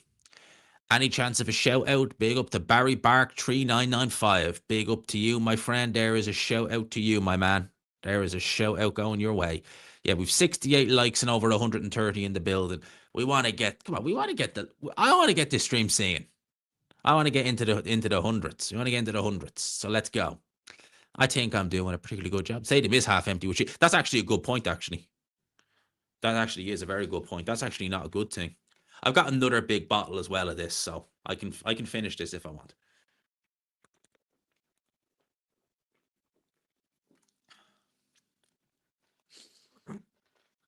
You do know, I'm just going to say that they're going to kill trying like just wind the clock going. They're not going to make Conor Benn walk to the ring before he has to. So I suspect, and again, they're just my suspicions, I suspect we've got at least 15 minutes to kill before the next fight. I suspect we've got it. That was a lovely right hand that started it all. Lovely right hand that went in, started it all kinds of problems for Jamie TKV. Goes down. All right. Ben the Diva. And then, yeah, lovely right hand lands. Lands just on the kind of point of the ear. So that's an equilibrium gone, messed up, gone. So fair enough there. How do you think the crowd are going to react to Conor Benn? Well, I thought they'd react bad to him at the Eubank fight, but they didn't. They cheered him. At the end of the day, all right, let's see the finish. I'll just say it to you now. I'll see the finish. So some big shots going in. That's a big right hand that lands, misses, left hook, uppercut, another right hand. Okay, yeah. Those saying it was premature. The right was on the wall, but you could have maybe let it go a little bit longer. Yeah, I'd say it was borderline, that one, between being premature. You probably could have let it carry on.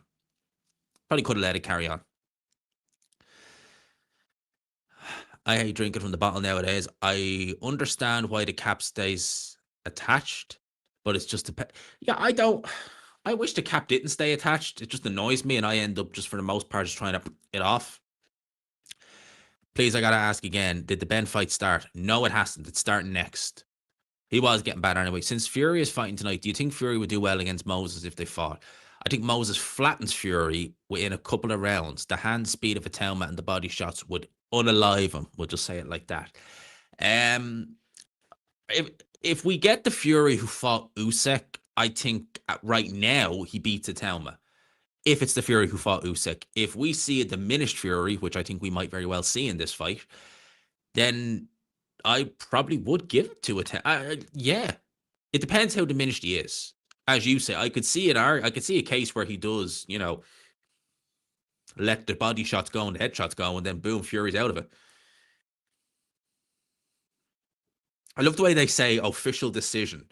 Richard Riakporhe winner by knockout. Official decision, as if it's like, yeah, it's not an official decision when you stop someone.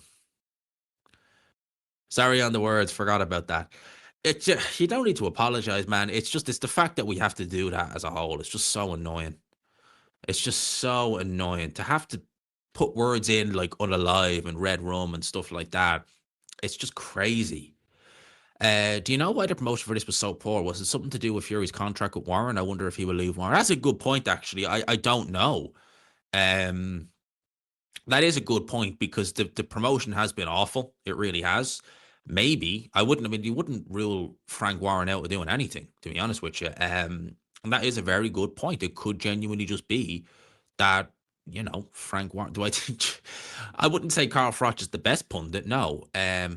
But he is entertaining. At the end of the day, right, you don't have to be a good pundit. You have to know a little bit about what's going on, but you can be very entertaining and not be the best pundit, if you've got a bit of a charisma, a bit of a charm. Carl Froch doesn't have the most charisma, but he says funny things. He's not afraid to, go there. And at the end of the day, no matter what you think of Carl Froch, he's one of the few pundits who speaks his mind. If he thinks the house fighter was crap, he's going to say it. Whereas, you've other pundits who it doesn't matter if the house fighter is awful. They will still say, "Oh, I think he's good, and I think he can do this, and I think he can do this." Tony Bellew comes to mind. So at least with David Haye, he's saying he's saying what he thinks. Whereas there are so many pundits, not even just Bellew, others as well. Steve Bunt was very bad for that, where they would just say what they thought the commentators wanted. What? Seriously? Carl Froch is a flat earther. Wow. Wow. I didn't know that. Actually, I really didn't know that. Wow. God. He did call out Johnny. It makes so much sense, though. It's such an easy fight to sell. British title, Richard Riakporhe, he would beat the living. Like, that fight wouldn't last a round or two. That fight would not last a round or two. Richard Riakporhe would beat the brakes off Johnny Fisher. He would beat the brakes off him. Wouldn't last a round. I never heard him make a remark on flat Earth. I mean, I really can't. I really can't believe that Carl Froch is a flat earther. I mean, like, look, I don't begrudge people thinking outside the box, to be honest with you, on most things. But that right there, I truly think the whole flat earth thing is a rope that was given to truthers to hang themselves with. I really do believe that, because if you think about it like this, there are a lot, like, you look at like truthers and stuff like that. There are some things that they say that you look at and you think, yeah, that could make sense. That's plausible. But then it's discredited when they say the earth is flat. You're just like, mate, seriously. And I've heard people say that, and people whose opinions I would respect, and they say, like, that's probably a rope that was given to them to hang themselves. He said in an interview with someone and said he doesn't believe what we're told and would prefer to be taken to space himself and shown if it was a globe. Wow. I mean, I don't buy into the flat earth, obviously. Yeah, I can't remember, but I do remember listening to someone, and this is not a, materialist reductionist debunker or anything like that. This is someone who he's actually written books on psychology and is someone who would very much, he wouldn't be, I wouldn't class him as a truther necessarily, but he'd be very much kind of an alternative thinker, let's just say that, right? And he literally debunked it like that. And I can't remember the exact way he interpreted it, but it just made complete sense. And like, he is obviously not a flat earther, and he really doesn't like the flat earthers, and he just literally, I can't remember the ins and outs how he did it, but it was just like, oh yeah, that makes perfect sense. Literally, just straight debunk. And yeah, is I wouldn't say it is. I just think that's crazy. Believe boxes are square too. Thoughts on Troop Bound, new boxing game? Haven't heard of it. Haven't heard of it. Who's made it? Do you know? I commented on his channel a while ago and asked him if he was, and actually responded to me and said something along the lines of, "Prove to me that I shouldn't question it," or something like that. I mean, like, I just can't. There is things about the earth that you do have to say, all right, that's a bit weird, because obviously you're not no one can just get in a boat and sail around the earth. You're not allowed to do that, right? And there are places in the earth that have never been explored. Like you can't just go to Antarctica, and there's only certain places you can go, like in it, even like when they're like doing research there and stuff like that. So when people say, like, there are probably things about the earth that we still haven't fully grasped and that we don't know, I'd say, yeah, I'd say 100%. I'm sure there absolutely probably is. And, Antarctica is a prime example. You look at Perry Race's map from the 1500s and you're like, he's showing it with land. And it's like, what the hell? So you do have to ask that question, right? So you do have to look at it and be like, yeah, right, there's some things, that you could maybe ask questions. The flat earth thing is just like, no, like, it's it's like, no, your pastor told you the earth is flat. Well, no, man, that's one I am not going with. That's Wagwan G, man. Been a while, my friend. Hope you're well. I am very well, man. I am very well. I'm enjoying this. There's Anthony Joshua on screen. Studying psychology specifically, I'm training to be a counselor. But I have touched on this, and here's what I think. Skepticism is good. I want to just bring that one back on screen because it's disappeared there. Skepticism is good, but flat earth is an example of malad maladaptive maladaptive skepticism. Probably butchering that one there. All right, I'm gonna let you guys deal with that one. I'm I'm off blocking duty of bots for tonight. I'm off blocking. There we go. I'm off blocking duty for bots tonight. So there you go. I'm surprised that they're actually leaving links to this one because it's not even a pay-per-view. But you do notice when it's not a pay-per-view, they're not as aggressive. They're not as aggressive when it's not a pay-per-view. They're not as aggressive when it's not a pay-per-view. I don't know I wasn't really paying attention to what Turkey was wearing. Carl Froch on commentary there. Yeah, you need to be skeptical of things. Absolutely. And what I just can never understand when people aren't skeptical on things. When people just take it at face value and they have an air. Suppose they have this arrogance about them. It's like, oh well, unless you, that same guy that I listened to, who was debunking very well the flat Earth kind of thing, right? Who was debunking that really, really well. He said once that the way people are nowadays is that, and he used this, and I'm hoping I can get away with saying this, right? But he said words to the, and he's right though. He said words to the effect of, most guys nowadays, they wouldn't believe their wife has a vagina unless they saw a peer-reviewed paper to prove it so. And he is kind of like, that analogy is spot on, because you could have someone here, you could have someone who's, a fighter, and they could be coming to the ring. I passed every brain scan. I passed every brain scan on the man. And you're like, yeah, he's clearly suffered from brain. Are you a brain surgeon? Do you have a PhD? No, I've got eyes and a pair of ears. Listen to his speech. You telling me that he's all good up there? No. That's the kind of way people are these days, unfortunately. There's no skeptical thinking or anything. Oh, well, he passed the. Oh, yeah, because he's staring into space with kind of a vacant expression and he can barely string a sentence. But because a piece of paper says his brain's okay, it means it is. Seriously. you know? So, yeah, that's what we deal with a lot of nowadays.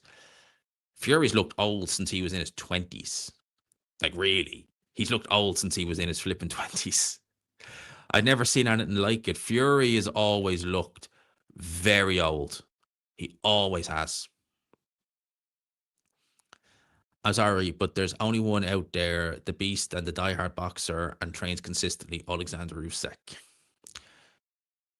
Okay, tell me what he said on Talksport. I want to know. I always like listening to Derek Chisora because he comes out with some, and Derek Chisora's been coming out with crazy stuff for years. What has he come out with?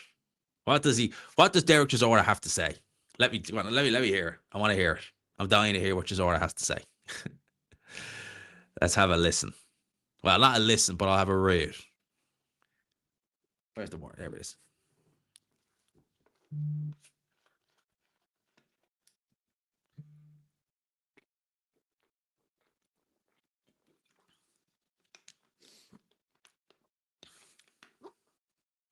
I'm gonna see. Right. Let's wait. There we go. So I'm not on duty tonight. And that's what I said earlier. I said the bots who leave the links, pay-per-view links and stuff like that. It's like playing a game of COD. You know, you kill one and they just respawn. That's literally what it's like. It's like playing a game of COD and they just keep respawning. Everyone was scared of Wilder at the time. Can't call that a cherry pick. If anything, Fury was the cherry pick. The first Wilder fight, Fury was the cherry pick. Definitely, no question. Like, I'm telling you now, if Tyson Fury had looked good and 50 Dog was... Oh, I was wondering who got... Oh, yeah, it's the bot. Okay. I was wondering. I was looking. I was like, who? Yeah, it's the bot. But if Tyson Fury... If Fury had been looking... Let's say he'd been looking decent, right? While I don't think Team Wilder would have picked him. I think that they legitimately were thinking, all right, he's the dead man walking. And we can just go... And we can just have an easy win, and boom, there it is. I don't think they envisioned for 2 seconds they would have the trouble that they did in that first fight. I really don't think they did. And they kind of backed themselves up into a corner then. The WBC or the rematch. It was a big money fight for a rematch. And I guess they probably thought, all right, if we can become a little bit better, if we can land that right hand earlier, we can do it. But by then, you know, you had a fully fit Tyson Fury, you know, fully fresh, healthy Tyson Fury. I would say Fury looked in the best shape prior to his fall off after the Klitschko fight. Didn't have a six-pack and all that, but he was very lean, shoulders, much less fat to back fat. Yeah, back fat's always, but he's always had really, even against Klitschko, he's always had really flabby lower back, really fleshy lower back. He's always had that. But I agree. Earlier on, he never looked, he was never going to have abs, Tyson Fury, but he always looked, back then anyway, just in decent enough shape. And he could go to rounds. He had his legs for the 12 rounds, could move around the ring. Whereas now it's gonna tell us a lot, this fight. It really will. And it still feels kind of weird. Like, just, it's been that long since we've seen Fury. It just kind of feels still somewhat weird, you know, getting ready to see him go again. Fury's resume after all these years not been top notch, at least my opinion. Oh, Vladimir, while he cheated, he was on the How You Doing, but the fight was already cancelled and he went missing in action. At least of my opinion, Klitschko. Well, he definitely didn't cheat in their fight. We know that because they absolutely, the Klitschko's back then, they did thorough testing on the opponent, not themselves. But so he was fine in that fight. But yeah, we know it was the Christian Hammer fight he was originally popped for. And then obviously the How You Doing. Well, originally Fury was more of a boxer mover. Yeah, he was. He was never. That's why it was such a surprise to everyone, like us included, when he fought Wilder and he was coming forward, because he'd never done that before. We'd never seen him do that. Maybe he'd done it against journeyman, but like, you know, we'd never seen Fury do that against a top level fighter anyway. It was the second fight. Yeah, it was crazy because we just, again, it was something that we didn't think of Tyson Fury. Like, we all thought he was a mover. Tyson Fury's a mover. He's not gonna. You know, when people were saying that's what he's gonna do, we all thought, and everyone, even most, we all thought it was misdirection. Because that's not Tyson Fury. He's not gonna do that. It's not his style. Boy, were we wrong. He fought brilliant. That was probably. See, it's hard to pick which was better because Klitschko was better than Wilder, but that performance against Wilder was just so good. It was just so good. But then again, is Wilder, that's where it's difficult to say which was the better performance. For me, the one I'd go back and watch again is the Wilder fight. In fact, I'd watch the trilogy fight. That was the best. The trilogy fight was the best fight. Man, they're showing highlights again of Ben Eubank too. Chris Eubank Jr., look at his legs. His legs do not look right in that fight at all. That's just crazy. It actually is crazy. The way they acted post fight, where it was like, look what we did. It's like, yeah, he's completely drained, dead, gone, finished. See ya. Ben still has a pencil neck. Well, that doesn't mean you have a weak chin. I mean, there's plenty of fighters who are very lanky and they have very skinny necks, but they can take a pretty good shot. It's hard to know because that Eubank was not doing anything. That Eubank couldn't punch at all in that fight, in either fight, really, right? Couldn't do anything, right? So it's hard to tell, really. It does kind of have a weak chin. I certainly remember they were showing clips of that Paynow fight. And I remember in that Paynow fight, they didn't even look, and Paynow's not even a puncher. They didn't look heavy, those shots. Conor Ben was in all sorts of trouble. So it's hard to gauge where he's at in terms of the chin. If he's anything like his dad, it's not great because Nigel never had a great chin. So I shall wait and see. The second Wilder fight is what got me hooked on boxing. Really? Really? My first ever fight that I watched was Joshua White. That was amazing. Yeah, AJ Klitschko was great, but it was the second Wilder fight. I remember watching the Fury Klitschko fight. Watched it in a pub. Watched the pub with my best friend. He was going out with a girl at the time from Manchester, actually.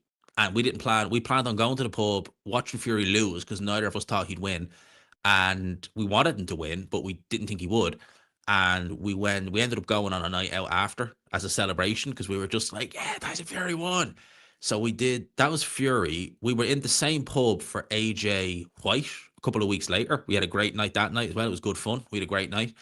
And as for Fury versus Wilder 2, I was doing YouTube at the time, but I wasn't doing watchalongs or anything like that. So I watched it at home. I stayed up for it, but I was doing YouTube, so I watched that fight at home. And out of all of them, I would say like I was already hooked on boxing when the first two fights you mentioned happened. So like that's kind of none of them. I was already a hardcore at that stage, but I'm just trying to think which one did I enjoy the most watching. I would probably say just because the card was really good, Dylan White AJ fight, just because the card was mega. And there's an advert for WrestleMania. Don't know if you're getting the same one, but I've got an advert for WrestleMania on screen. What's on now? Conor Ben will be making his ring walk very soon.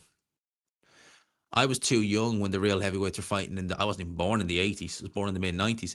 So my first real memory of a big fight was Lewis versus Tyson. I was about 6 or 7, and we were the only house in our neighborhood. We were the only house in our neighborhood who had Sky in any capacity. So we had everything. We had the Sky Sport. We had everything. And I remember watching Sky Sports News. So I was football mad at the time. I still kind of am. And there was like, I forget who it was, but they were interviewing people about the Mike Tyson Lewis fight. It was before the fight happened. And yeah, that was the first memory. I didn't watch the fight, obviously, but I remember I remember bits of the build up to that. Um, and then I kind of would just sporadically watch boxing. I watched a lot of Ricky Hatton's fights back in the day. I watched a bit of Floyd Mayweather, Manny Pacquiao, De La Hoya. I watched Bernard Dunn in Ireland when he was headlining in the Tree Arena. It wasn't called the Tree Arena back then, but I remember him in Ireland. I remember he fought Kiko Martinez. He got knocked out in the round. Bernard Dunn, he'd no chin. He'd no chin to speak of. And what else? There was, God, some early, but there's a good few boxing memories I have back in the day. It was good. It was just different back then. I think back then they weren't as, how would I explain it? They're very, even 10 years ago, they didn't go very, like you see it, they've got the ads everywhere. They've got the influencers left, right, and center. And it's just very, I just don't know. A sport like boxing just doesn't need that, I don't think. I think the sport of boxing, its roots are, the pundits in boxing, you don't need like to have, oh, we have commentary from the main commentary crew. But now, if you want to hear some YouTuber who plays FIFA, not saying it's KSI, but you know what I mean, and some guy who reviews takeaways, and they're giving commentary, oh yeah, we want to listen to that. Oh yeah, that's gonna work well in a sport like boxing, isn't it?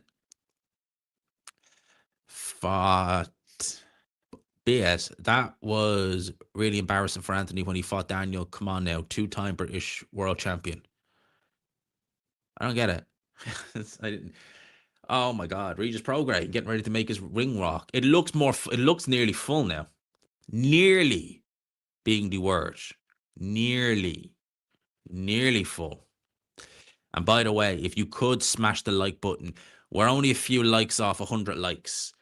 And I want to get this like recommended scene. Still does look fairly empty. Well, not fairly empty, but it does still look not full. It just goes to show, right? It really does go to show. Even if they hadn't put Ben on this card, because he's obviously put some of the butts in the seats, that might not have been a good look. They probably needed Ben out of necessity. And even then, it's still not fully full. There's still empty seats there. It definitely is. Yeah, let's be honest. Boxing is a working class lads getting together, having a scrap. That's why fighters like Hatton connect with fans, and why Misfits actually needs fighters to be successful. Well, yeah, like boxing is as working class as it gets. It really is. And it's these sports where, do you know what I think, right? Sport like football, you need to be good. You need to be good from a young age. You have your teammates, you have everything. You have everything. Boxing, it's really just you.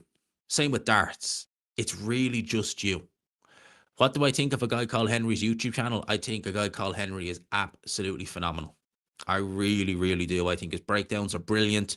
I'm glad that he's going to get to go over, and he did the GoFundMe, and he's going over to Inoue versus Nakatani, I believe, in Japan. To be honest with you, that is the one thing about Henry. Harry, as I call him. I'm mega jealous. Not only does he get to go to Japan, because I really want to go to Japan just as a holiday in general. I don't even want to like. It's not even the fact that he gets to see Nakatane and Inoue. That's an even bigger. That's like two of my goals, to see those guys and go to Japan. He gets to do both of them. God damn it, Henry.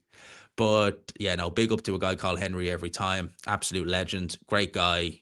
Really is. And yeah, I think he's doing phenomenal work. I really do. A lot of respect for him. Absolutely great guy. Not one bad thing to say. Big up to Henry every time. I know he's doing a live. So if anyone is, going between us, let him know I said hi and that he's a ledge. If you could. Big up to Henry every time. Regis Prograis. Is he two-time world champion? No. I didn't even realize that. I actually thought he was only a one-time world champion. I'm surprised about that. Two-time world champion. Okay. Joe Stunner is my generation. Well, thank you. They like G-Man better. Well, Richie Wood, well, for the most part, it is. Muhammad Ali wasn't really working class, really. They were kind of, he's getting booed, is he? Is he really? Okay, that's interesting. Well, I mean, that's where, and I said this and people were saying it was true as well, right?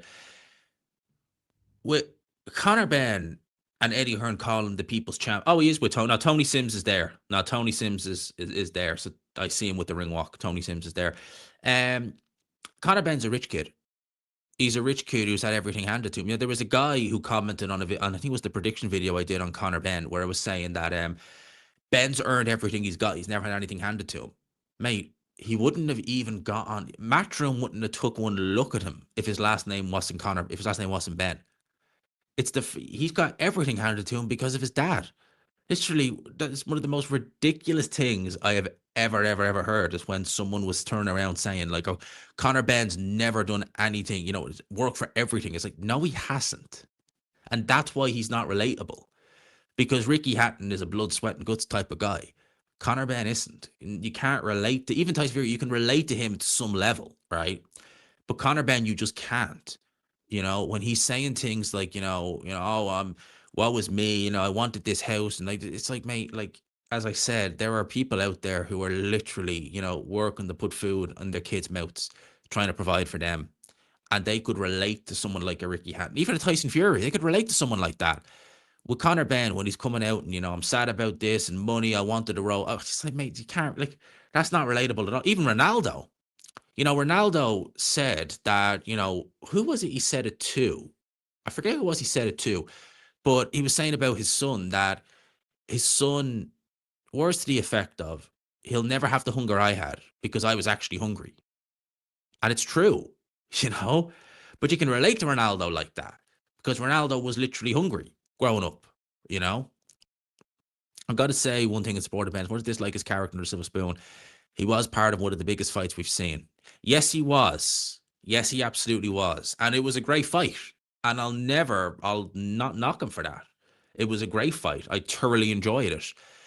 It I've always said about Conor Ben though. I've always said it. I never warmed to him. Even when he was only like 1-0 and stuff like that, when you'd see him at press, the way he carried himself, the way he would speak and the things, there was just always something about him that was like, nah, there's something.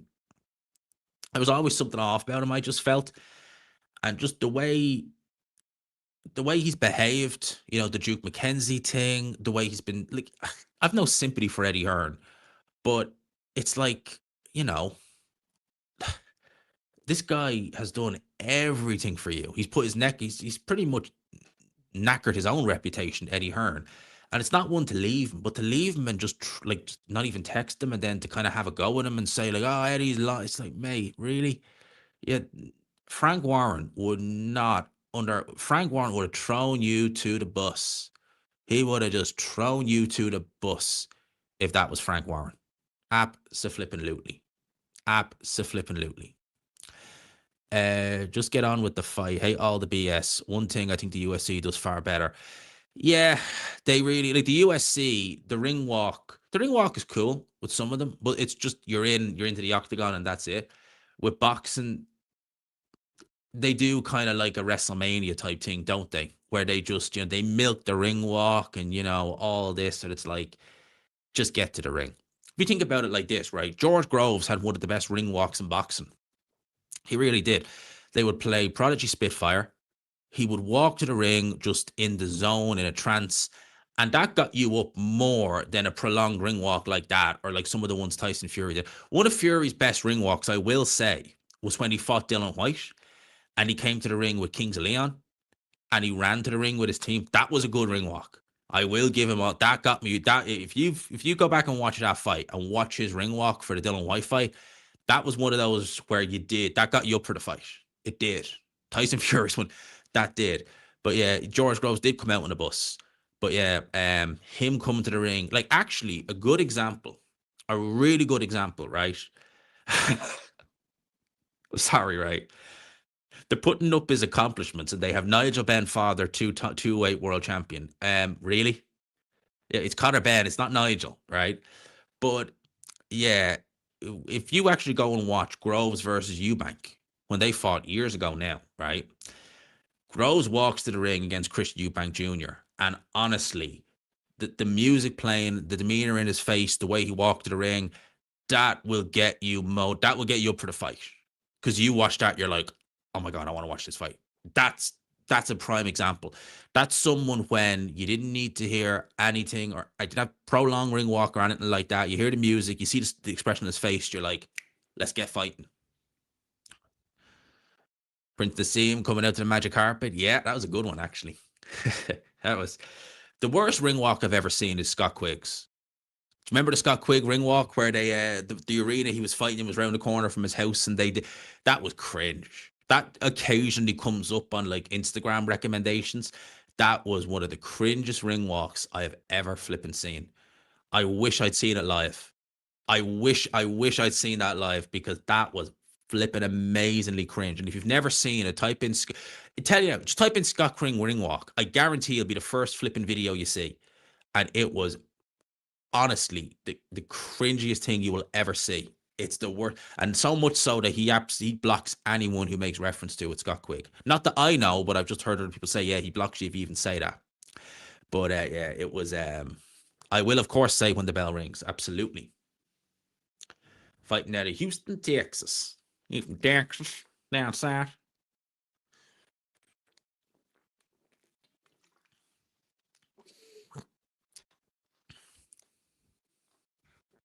I know it was pre-recorded, but and as you say, it does make it worse. But it actually makes it worse because they had time to scrap it. Yeah, I mean, it wasn't obviously live. We know that he didn't walk to the ring from the house on the actual event, but like someone surely would have looked at that and thought, "Oh my God, what is this? You know what? We're not playing this." I'm sure Scott Quigg must have looked at it and thought, "What the heck? We're not playing this." No, they still played it. They're still. It's like some of the commercials you used to see, the boos. I can't believe he's getting booed. I really can't. I really can't believe I thought that because most people, I don't know why, but seem to really like him. I don't know why, but yeah, the boos and Eddie Hearn is there. Let's see. This is going to be, look, I'm going to be level, right? Conor Ben's winning this fight easy. This will not be competitive. This will be over in a couple of rounds. I'm calling it now. If I'm wrong, so be it. But this is going to be over in a couple of rounds. Mark my words.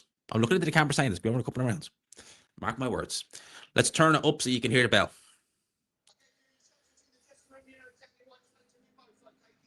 J-Man Live brought to you by the Highland Springs.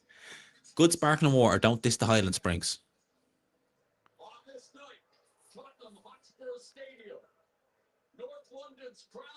North London's crown jewel. Mauro Ranallo. Mamma mia.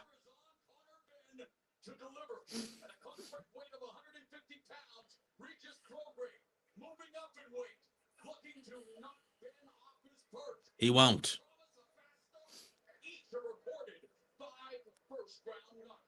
5 first-round knockouts. Right.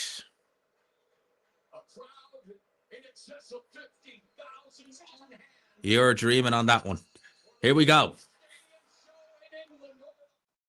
50,000 plus on hand. Yeah, it doesn't look like that from where I'm sat. Conor Ben looks noticeably slimmer in there. Like, noticeably. They were showing clips. Oh, yeah, Ronnie Wood, I see him there. Oh, there he is. Is that Spencer Brown? He looks big enough to be him. And I don't mean that. And I mean, his man's taking up 2 seats there. Right. Conor Ben, he looks a lot leaner. He looks smaller. Wide-legged stance. Prograis technically is supremely better than Conor Ben could ever hope to be. Certainly was in his prime. And now Conor Ben is just spamming right hands and spamming big punches. Prograis, I honestly don't know how he's going to take that. I really think it's just a matter of time. I mean, Conor Ben launching these big shots in. If he's not hurting Prograis, then we've really got a problem. Because Prograis hasn't looked himself for a long time. Yeah, he was a 2-time world champion, but still, he's 38 or 37 years old. He's in the wrong side of 30. He's in a light career 140 pound, although he lands a straight right there on Conor Ben. Gets a decent body shot in there. Does Regis Prograis, to be fair. And I have to say, like, he looks smaller, but it doesn't look that much smaller. In fairness to Prograis, and he's able to offset Conor Ben a little bit with his jab there. Because, as I said, technically speaking, Prograis is probably the better. Well, he definitely is the better of the two. Certainly in his prime, much technically better. And he is a very technical fighter. He is not a bad fighter at all, Regis Prograis, or certainly wasn't in his prime. Still had something to give. And able to land again with that southpaw jab. Because Prograis is, I believe, a southpaw. And Conor Ben, has he even fought many of them? How many southpaws has he actually fought? Because it is a different approach. If you're used to fighting orthodox fighters, this is the first time going in there against a southpaw. And the southpaw who, he can box, lets that right hand go there or left hand go there, and they end up in a bit of a rough looking clinch. If you're not used to that, well then, you're going to have some problems. And someone commenting there saying he's still quite slow. If you're talking about Ben or Prograis, because Ben, speed doesn't look too bad, but he's definitely not as aggressive as he was the first few seconds. There's another left hand that goes in from Regis Prograis, able to find him. And he is actually, that angle actually makes it look a lot worse. That angle makes it look way worse. He looks way bigger, Conor Ben. And holding the arm of Regis Prograis, which you're not allowed to do, but the referee doesn't even admonish him for that. Okay. Oh, what, hang on a minute. Oh, yeah, it wasn't a knockdown, but he touched down. Why didn't the referee even call a break in the action? What the hell? It wasn't a knockdown, but like his knee touched down. Why didn't the referee call a break in the action? First round over. People, honest to God, like I wouldn't. Am I a bit off thinking that Okay, he definitely. Oh wow, whoa wee. Okay, he definitely didn't nick that there. That was a big right hand that went in. Okay, so I was gonna say, could he have won that round? No, not with that. Not with that. That won the round for Conor Benn. Definitely no. Definitely won the round for Conor Benn. Might have the worst punch resistance. Yeah, that won that round for Conor Benn, definitely. I was gonna say Prograis was doing well, but that won the round. Let's have a look at it.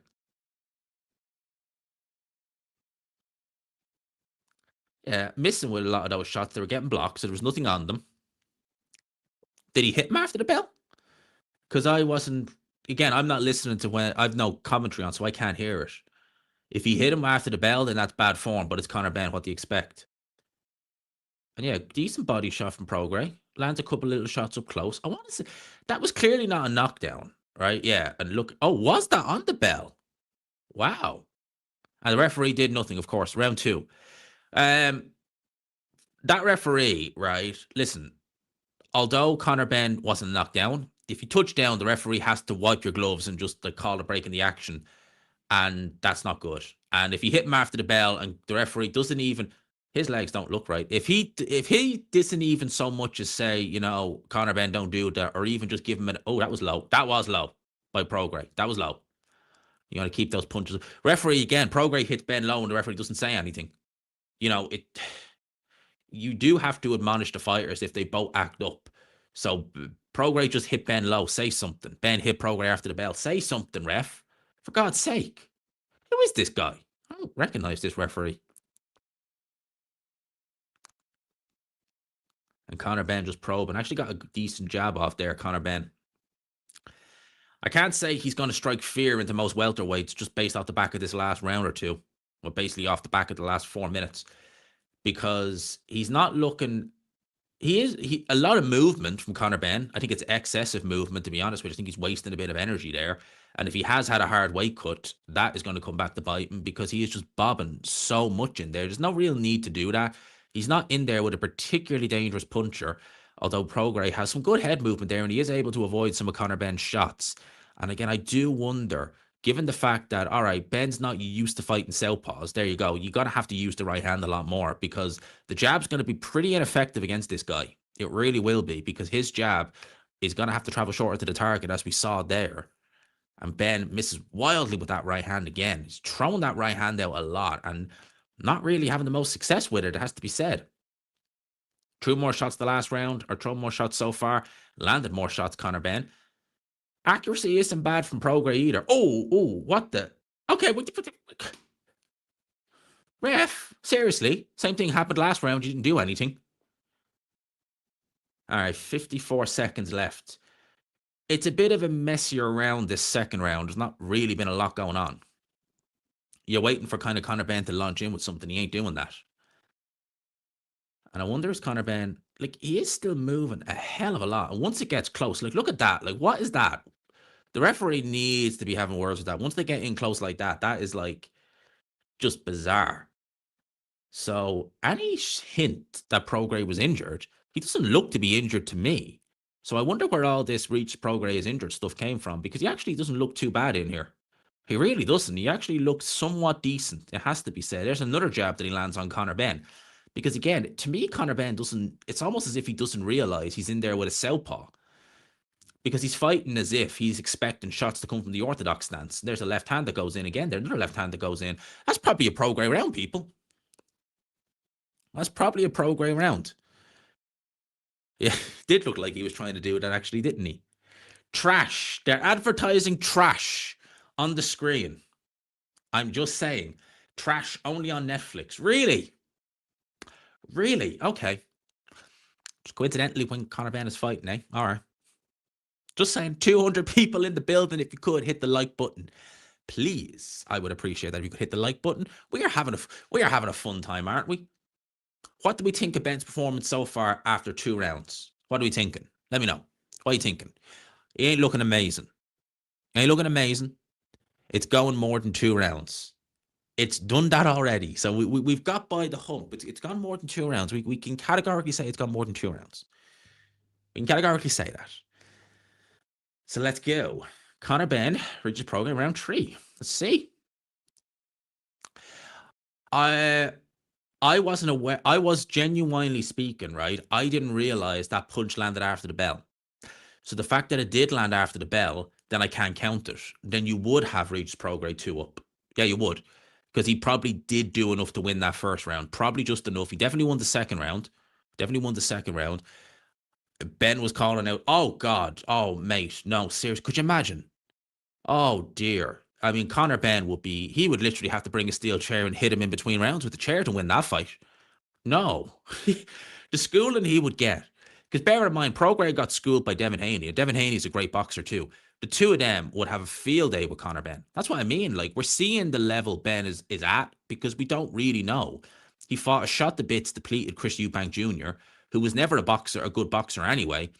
And he's in there against an over-the-hill Regis Prograis, who, again, seen better days. Ben will probably win this fight still, right? I think he will.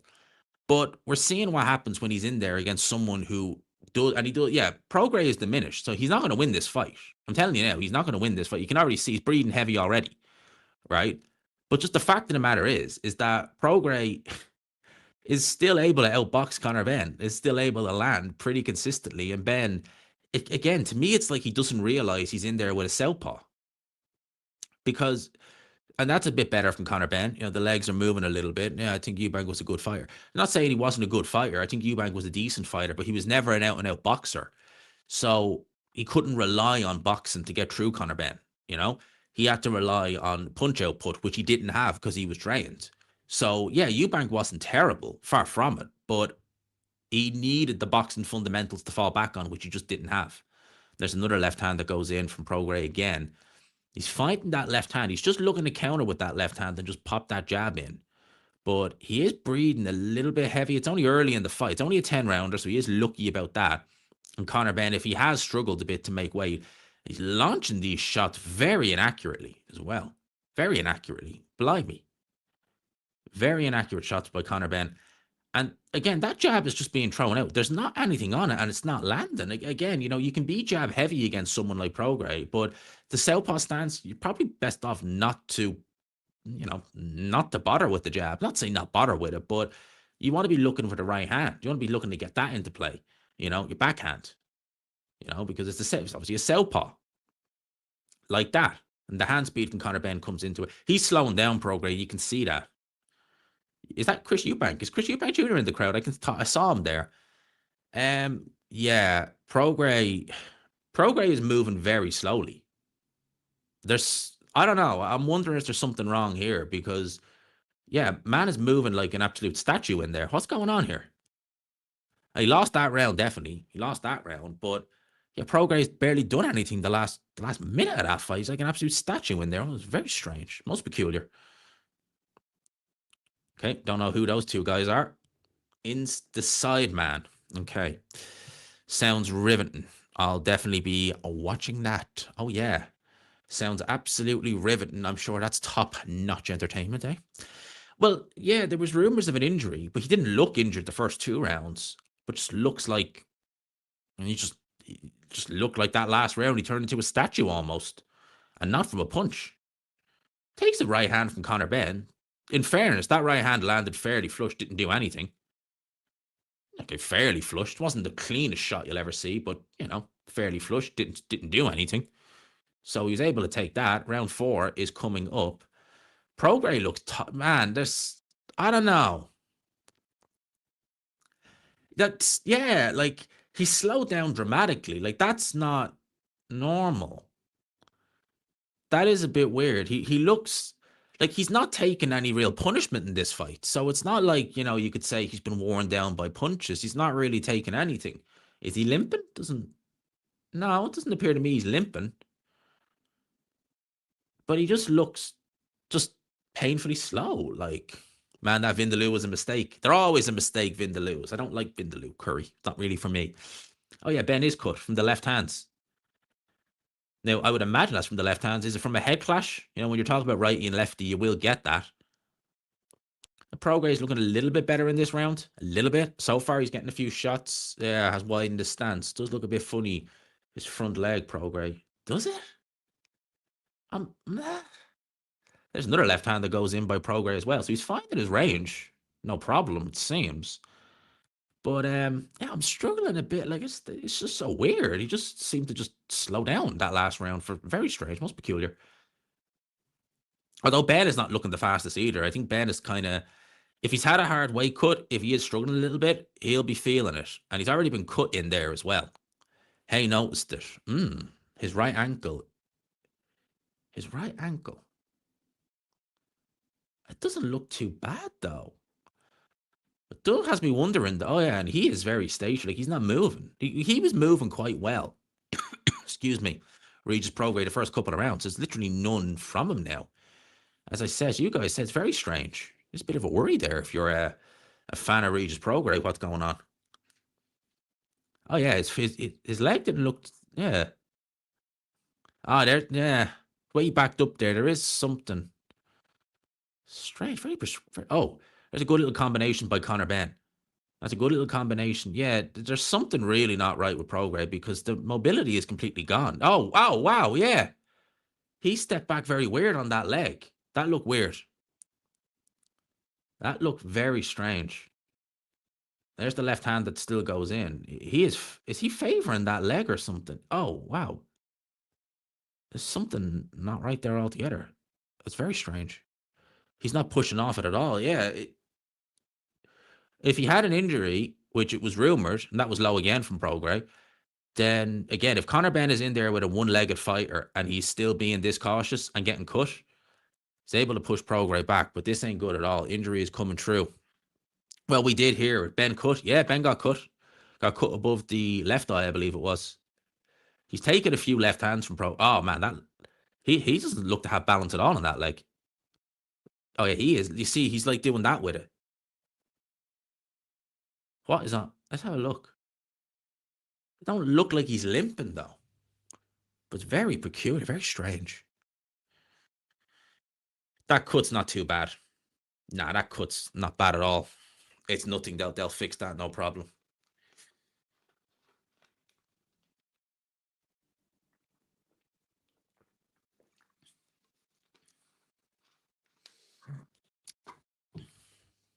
I'm telling you, I watched him walk when he first came through. Something's wrong with one of those legs. And when he denied it, anything was physically wrong with him.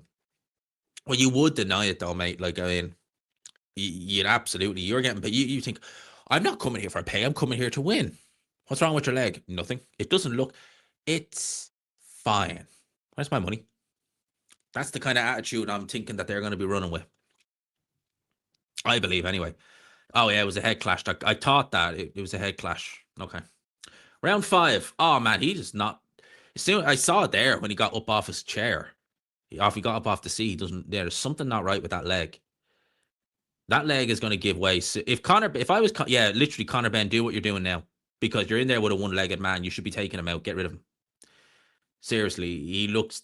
Yeah, there's definitely something not right. The mobility is gone.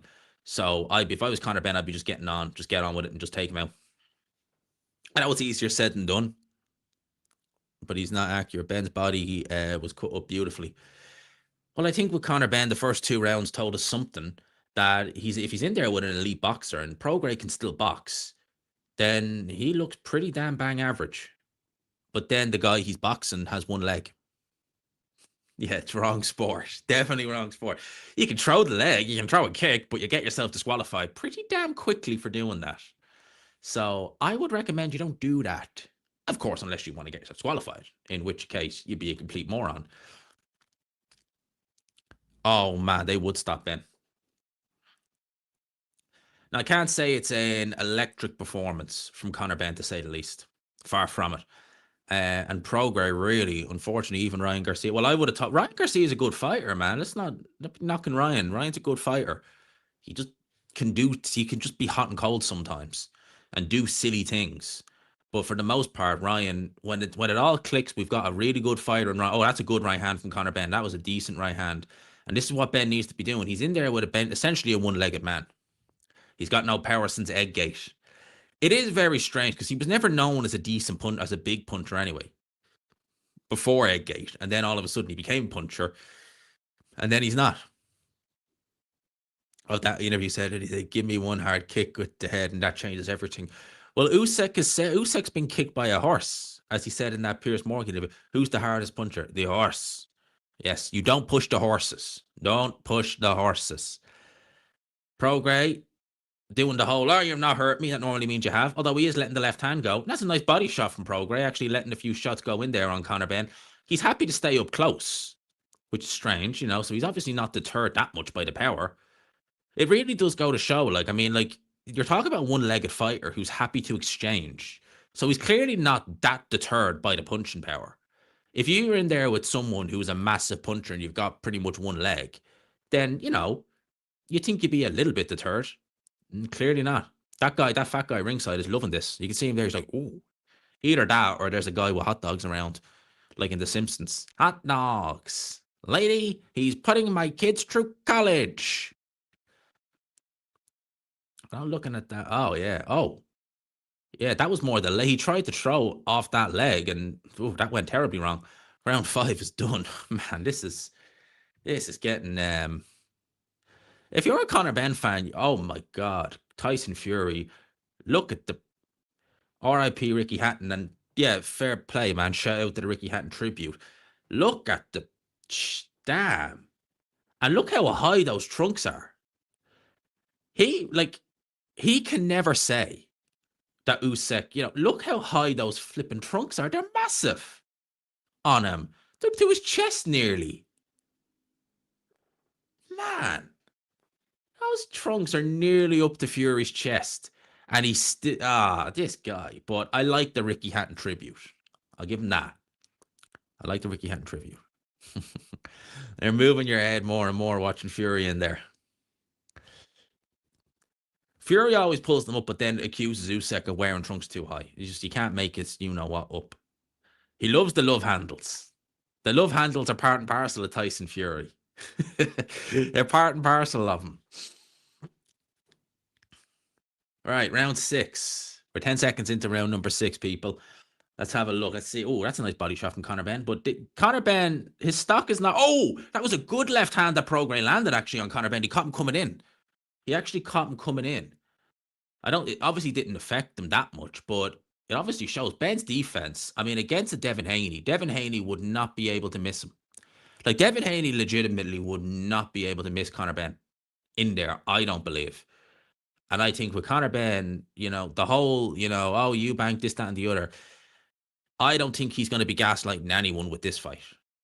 I think people are going to look at... He's in there with a guy with basically one leg and 150 likes. If you could, people, hit the like button. We want to stay in the 2, get into the 3, 400s maybe. That's what we want from this. But yeah, he ain't going to be gaslighting no one. That was a nice little uppercut, little short uppercut Conor Benn landed, and he's complaining about the head. That's what happens against a southpaw, man. You have to understand that. You're in there with a southpaw. The heads are going to clash. The cut's not that bad anyway. The cut is not that bad. All right, there's a few right hands that go in. David Haye gave the first 3 rounds to Regis Prograis. Third round I wouldn't have given to Prograis personally, but he has Prograis ahead. Or no, sorry, he's Ben ahead. No. Wow, that's a bizarre scorecard, David Haye, if ever I saw one. Prograis didn't win the last 2 rounds. I didn't think anyway. That's a fairly bizarre scorecard. Okay, but David Haye at the end of the day. So you're losing rounds to a guy with that scorecard is diabolical. I thought it was the other way around. He was scoring the fight. I was like, what? It's only when I saw the names I was like, what? It's a diabolical scorecard. I just assumed looking at the scores, like, oh yeah, he's got Prograis slightly ahead because he gave him an extra. I was like, wait a minute. He gave those rounds? Yeah. And Ben, that cut is, well, it's not bad, but it's bleeding quite a bit. There's another left hand that goes in from Prograis. And this would be another fight where Ben is going... I'm genuinely shocked it's gone this long. I really am. I really am shocked. Yeah, literally flipped the scorecard around. That's what I thought. I just assumed he was seeing it the way I was like, what is that? Scorecard is diabolical. Man doesn't know how to score a fight. At 35 seconds to go in the 6th round. Man, Prograis, you can't... what the f are you doing? Although he is... Oh, that's a good left hand. It didn't hurt Ben, but it just put him off balance. Again, that one. I'll take care of this one. Actually, I'll let one of you guys take care of it because I'm trying to focus on this at the thank you. Thank you to Ed. I have to see who did it. Thank you. Appreciate that. And yeah, that's a body shot to end the 6th round. Wow. Ben's legs were stiff there. I didn't think they looked that stiff. Connor went more like. Connor went more like. I had to read. I was like, Connor went more like. Yes, Connor went. Oh, Eddie Hearn must be watching that, just thinking, yeah, yeah, yeah, might be winning, but you don't look good. He doesn't look great, does he? He doesn't, Niall O'Connor. He absolutely doesn't. How are you, my man? Hope you're keeping well, Matt. Hope all is good in Dublin with you, my friend. But yeah, he ain't looking good. He ain't looking good as Conor Benn. This definitely, the stock is gonna diminish. It's gonna be funny to see what the likes of Garcia and Haney say about him because his stock. I never had his stock that high, but hope you're doing. I am good, man. I'm doing very well. I'm always doing pretty well these days. We're going well. We're happy. We're quite happy. Round number 7, people. Into good old round number 7. Right, let's go. Let's have a look. Let's see what we got. So, Conor Benn, Regis Prograis. Can't believe it got this far. I really did. I said it on camera. I was like, this is going to end early. It hasn't. It's gone longer than I thought it would. And I'm really surprised it's gone this long. I really am. Did not think this fight would be going this long. No way. And Prograis, the fact that he looks like he's clearly compromised somehow. One of his legs anyway, or whether it's ankle or something, but he's still landing. He's still able to land shots on Conor Benn consistently. And he's still picking up maybe a round or two. It's terrible. Yeah, he's in there with a smaller, older, chinnier, injured fighter, and he's still looking rubbish. Oh, I think he hurt him there. I think Conor Benn hurt him a little bit there, but he's not doing anything with it. He just, the way he backed up, he just seemed like he was a little bit stunned, Regis Prograis, but nope. And Conor Benn, that's a good body shot from Conor Benn, good body attack.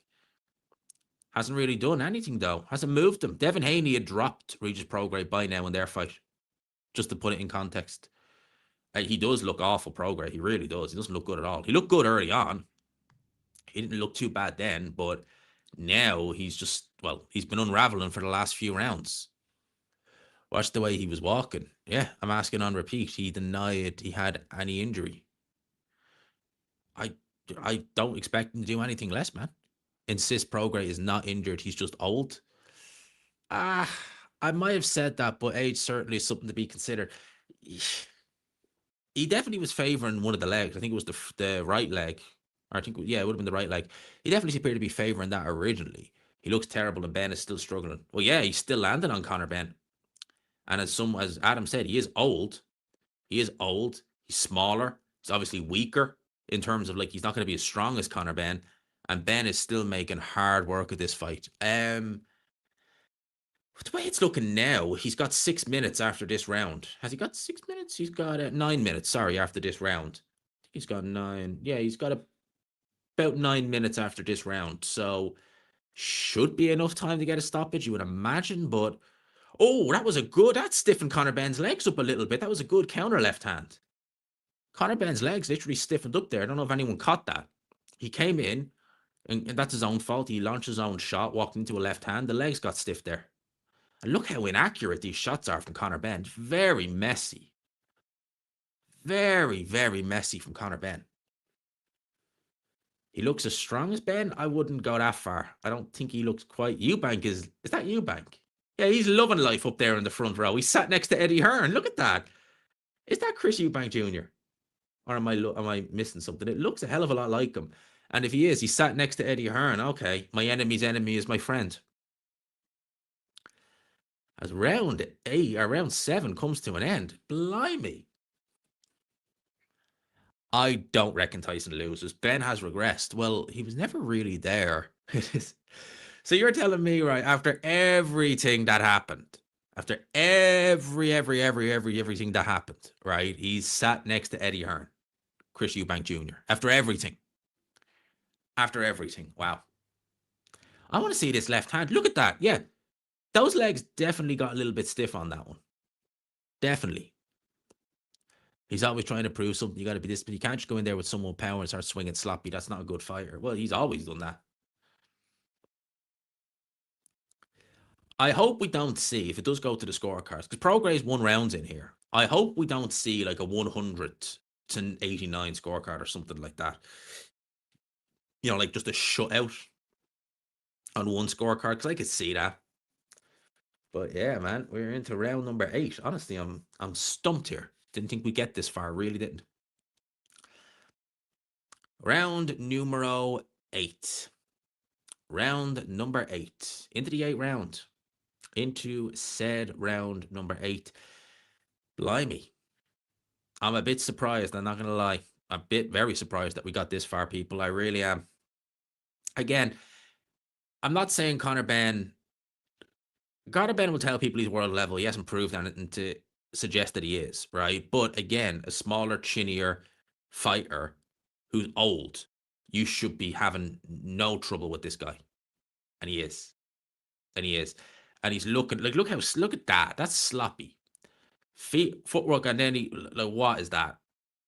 Like, actually, what is that? Feet are all over the place. Launches shots in. It just looks, yeah. Oh, Jack Catterall definitely. Jack Catterall definitely beats Conor Ben. No doubt in my mind. No doubt in my mind. Jack Catterall would just outbox Ben completely. Like, it would just be lamb to the slaughter. Lamb to the slaughter. He would outbox him completely. I still can't get over the fact that Eddie and Chris are just sat there next to one another. That's just bizarre. That's just, I actually can't believe that. I actually got to text someone now. I'm actually going to send a text to a mate who who would know Chris. I'm actually going to text him just to say that. That's actually hilarious.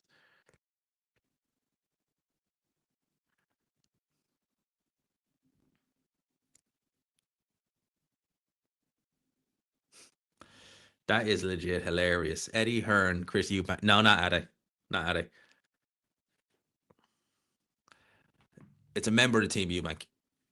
It's a member of the team Eubank. And here we are. Both these guys swinging away in the last minute. That is crazy. That's actually crazy. That's, oh, man. And what is Turkey doing? He's gone with the Arsenal shirt or something like that, or a red shirt. He's not even watching it, like. That's what I mean, like. You literally see him take a football shirt out and he walks off. It's just, I don't know. Madness. And these shots are having, like, no effect on Prograis. Like, literally, these shots are having, he's landing clean as anything, and they're having no effect on the guy. He's got less than 30 seconds in this round, and then he's got 2 more rounds after this, and none of these shots are having any effect on him. Like, literally none, not one. That is just, again, man, he is not doing himself any favors with this. And you do wonder if this was and he looks a bit, you can see a bit of look at the stress in his face there. You do wonder if he had to do the full 147, how would this actually go for him? Because he ain't looking good at all in there. That was a good body shot from Ben, though, to be fair. Round ends. This is just, wow. Eubank moved the seat away, did he? Oh, he did. Okay. But the fact that we're still next to him, I was like, damn. Given the Man United shirt, well, I mean, a Man United shirt is the best shirt to wear. It's the best shirt in the world. Just saying. At least with United, we don't choke. We don't choke when we're top of the league. We don't. Unlike a certain team from North London who are in if they f this up, that's it. They're never going to win the title. Like, if Arsenal choke this season after what they did today, then they're never going to do it. They cannot be choking that bad against Bournemouth at home. You're 9 points clear. I knew I liked you. There you go. Yes, you see there? United are the team. Shame about Arsenal. I know. I'd take a dig. I'll have to take a dig at them. But look, the arena they're fighting in, which round 9 has just started, it's going to be hosting championship football next season. I believe, anyway. Don't do that, Prograis. Don't goad the guy in. You're just telling people that, yeah, I felt that shot. All right, David Hay has Conor Ben in a wide lead now. And yeah, you would have Conor Ben. Conor Ben's definitely winning this fight. Definitely winning it, but he ain't looking good. Junior is loving this. Are you doing Are Arsenal doing a Newcastle United? It's one loss. It's not the end of the world, but if they've been looking, they haven't been looking good lately.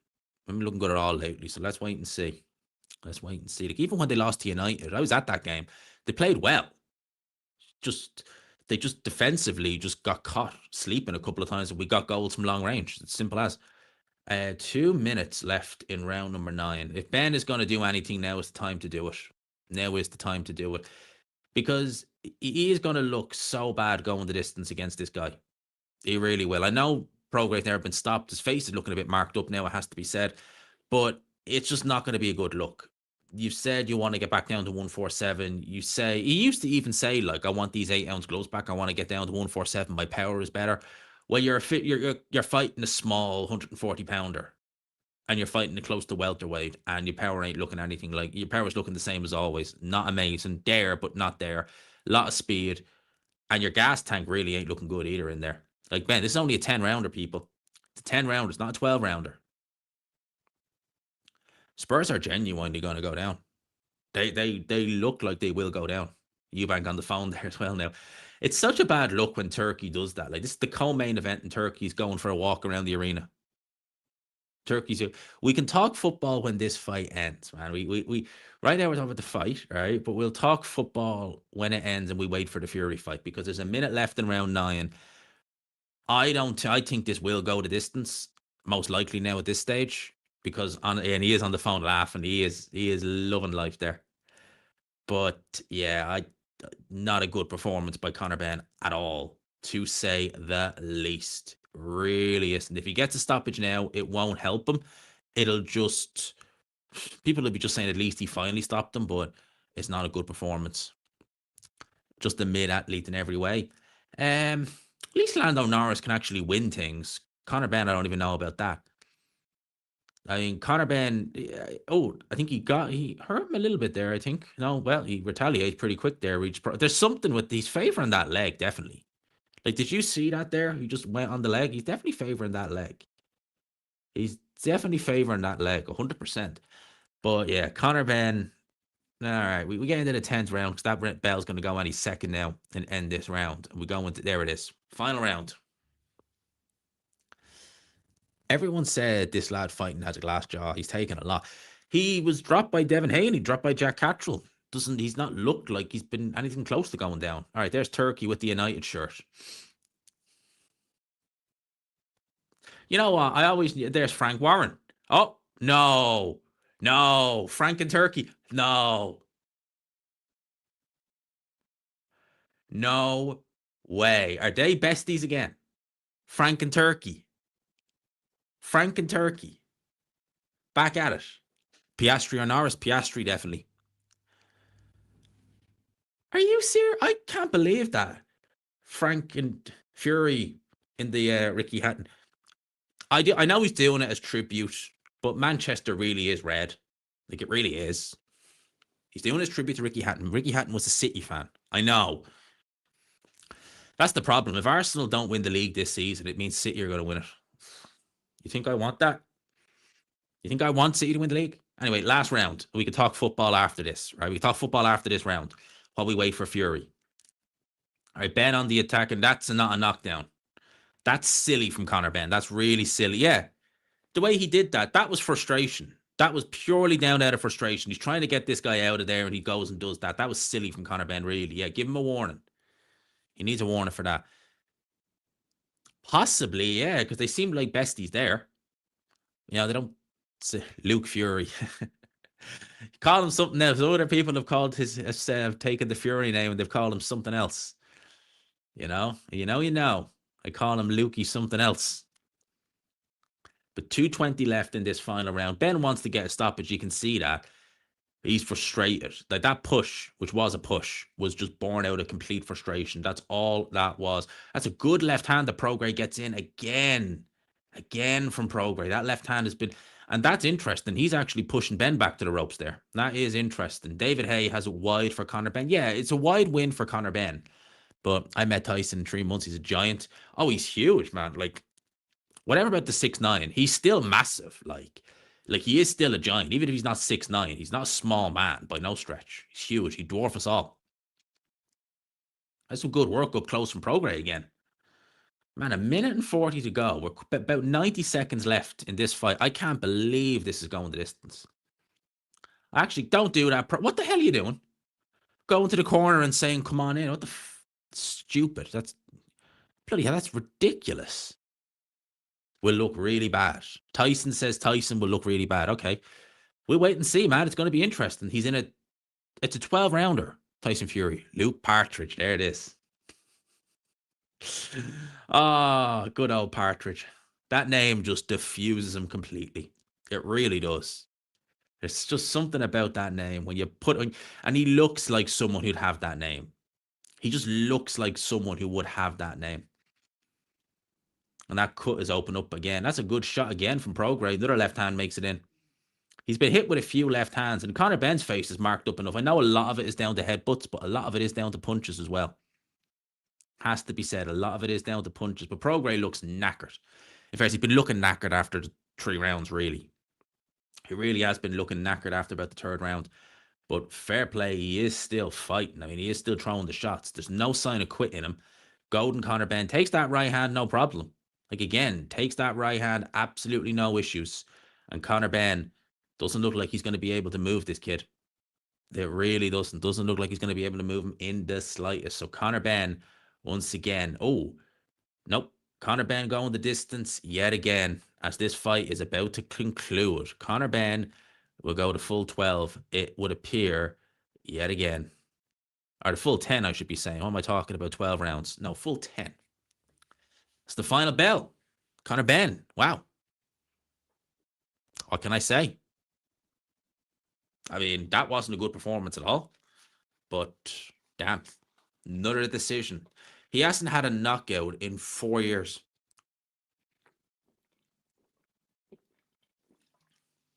It's kind of crazy when you think, but he hasn't had I won't be a draw. My only thing, I hope we don't see a scorecard where it's like 100 to 89 or something like that, because that would just be complete you know what. Nah, won't be a draw. His power is non-existent. Like, he hit this guy plenty and there was nothing. It was a bad show from Conor Benn.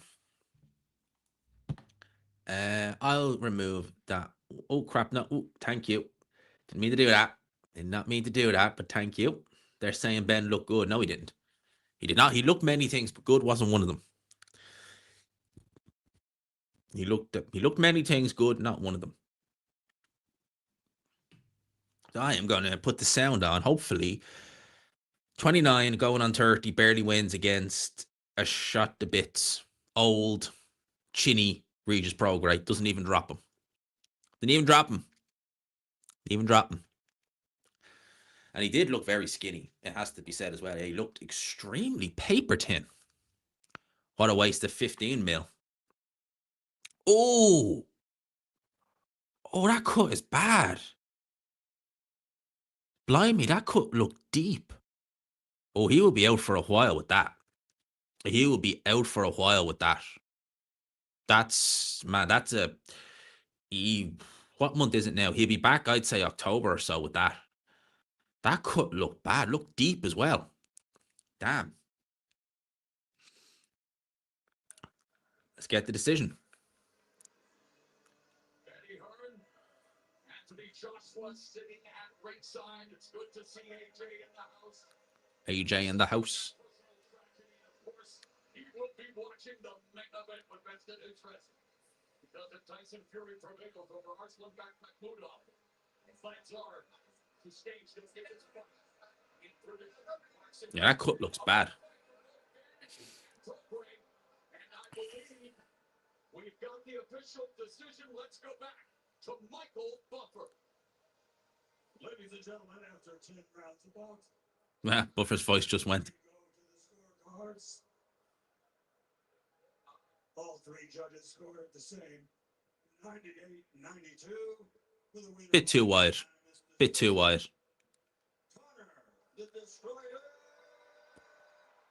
Too wide. Maybe give him another round or so. But yeah, like, no one's disputing. I'm not disputing Conor Benn won that fight. Certainly not.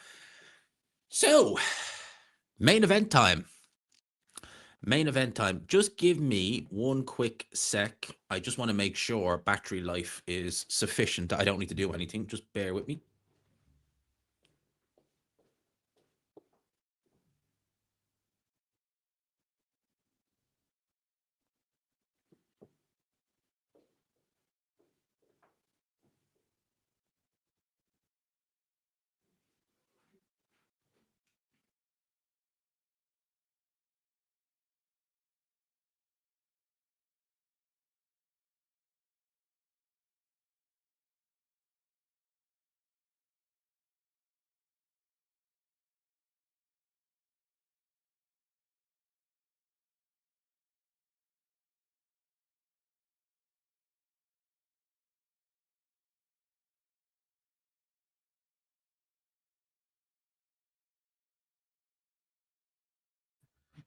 Okay, let me know if you can hear that. Oh crap! I want to fix that.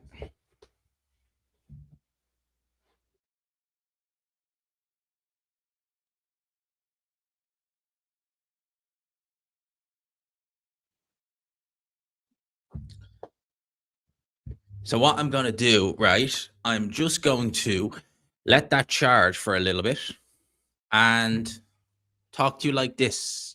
Just gonna talk to you like this for the next maybe 5 or so minutes. I just want to make sure that sounds good as well.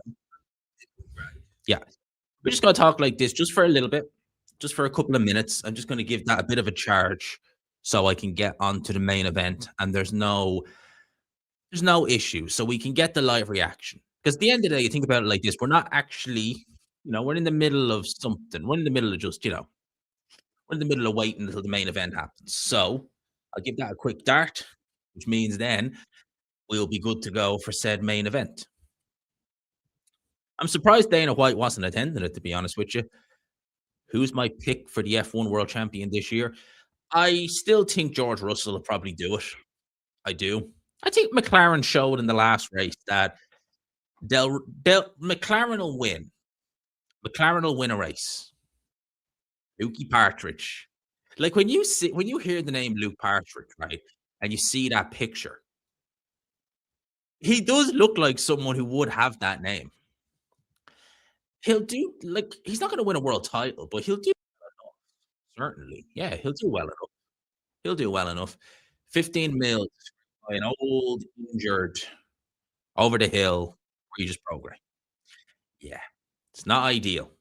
It's not ideal. How's the sound, by the way, people? Is the sound okay? Just let me know. Make sure the sound's all good. Oh man, you're too quick. I was going to put that guy on timeout too, but you got in there ahead of me. Let me know is the sound any good? Because I just want to make sure because I had to unplug the mic and plug it into the laptop. I just want to make sure that you guys don't sounds good? All good? Yeah, sounds good. That's good. That's that's good. Because it won't take me long. I'm only gonna be using it like this for, like, literally another 5 minutes, and then we'll be good to go. Fury on the pads with Sugar Hill Stewart. I'm very keen to see how Fury looks in this fight. I really am. Fury looking good for this fight? I wouldn't exactly say he's looking good. I I I wouldn't say necessarily he's looking good. He's just looking like he always looks, really. I don't know. I remember at the start of this clip, right? I started the stream. Not Layla Ali, that other girl, the girl who's speaking now in the kind of gold coat. She said at the start of this broadcast that this is the second lightest weight of Tyson Fury's career. Sorry, like you seem a lovely girl, but just no. It's a good pick, isn't it? It is a funny old because you can change the avatars. You can change the pictures, right? So you could have it like that. If you wanted to, you could have it like that. Oh, who remembers that one? Remember that one? Look at that. Good old pricey. Remember that one? Good old pricey. There is that was the one I used to always use. Remember that one? That's a that's a good one, actually, that one. That's actually a funny avatar pic. Good old Ainsley, huh? Yeah, boy. Piastri is levels above Norris, but he is, like, he is. Piastri is levels above Lando Norris. He absolutely is. It's just that, I think last season Oscar, he was compromised slightly on a couple of strategies, and I think, truth be told, I really do think that, I think it just got to him a little bit come the end of the season. I really think that was all it was. He just kinda got to him come the end of the season, but look, it happens. I think he is the better driver. I really do. I don't know. I probably would take Donovan over Ben. I probably would. I think he'd outbox him. Don't think he'd stop him, but I probably would take him. Oh, that was funny. That was a funny post-fight interview. Yeah, that was, yeah, Tony Thompson. He was, do you know what, right? This shows we say, look, the American boxing scene, certainly with heavyweights, is not amazing right now, and it really isn't. But he was probably the best American heavyweight for a long time, Tony Thompson. And Tony Thompson would have been cannon fodder today. A prime Tony Thompson would have been cannon fodder for these guys today. Like a prime Tony Thompson, Moses Helma. No, really, you're not trolling with that. I will go and watch that straight away if he did. Donate and donate, donate. He's got that bag, and he Postman Pat. Big up the Postman Pat every time. I certainly wouldn't have scored that fight a draw. Tyson Fury, Tottenham Hotspur Stadium in London. Yeah, it's happening in North London. And Tottenham Stadium is near Edmonton, isn't it? It's near Edmonton in North London. Correct me if I'm wrong on that one. Correct me if I'm wrong on that one, but I'm pretty sure it's near Edmonton, North London. Tyson Fury, yeah, they walked through Tottenham Hotspur Stadium. Tony been in with Klitschko. Yeah, he'd only just been in with Klitschko. He fought Klitschko twice, Tony Thompson. Wouldn't be surprised if Partridge gets beaten here. I would, to be honest with you. I can't see Partridge, we'll call him there, getting beat. I'm happy the fight is starting before 10:30. Well, yeah, there's normally a curfew at these events, but they're getting a move on with it. They're not really playing around. Yeah, well, yeah, Edmonton is nearby. Yeah, but yeah, yeah, yeah. Oh, yeah, Tottenham is, I guess, the actual name place. So, yeah, I just know Edmonton North. I've never been Edmonton, North London. I've never been the furthest north in London I've ever been is Arsenal, literally to the Emirates. That's the furthest north I've ever been in North. No, sorry, I've been to Cockfosters in North London. I have been actually met Chris Andre in Cockfosters in North London a couple of years ago. So that's the furthest north I've ever been in London. Furthest south I've ever been is where's the furthest south I've ever been? Furthest south I've ever been is not very far south, probably the Oval. Probably the Oval, like Battersea Power Station, places like that. Furthest east, well, I've been into Essex, so probably Dagenham is the furthest east I've ever been. Furthest west, I have been to Shepherd's Bush. There you go. It's my London Tours 101 coming out to Air Sirens. Let me just see how much juice they added. This, you know what? I'll give it another 2 minutes because that charge is quick as hell. Yeah, there isn't much in North London, to be fair. There's not. It's more kind of residential. I like East London. I quite like East London.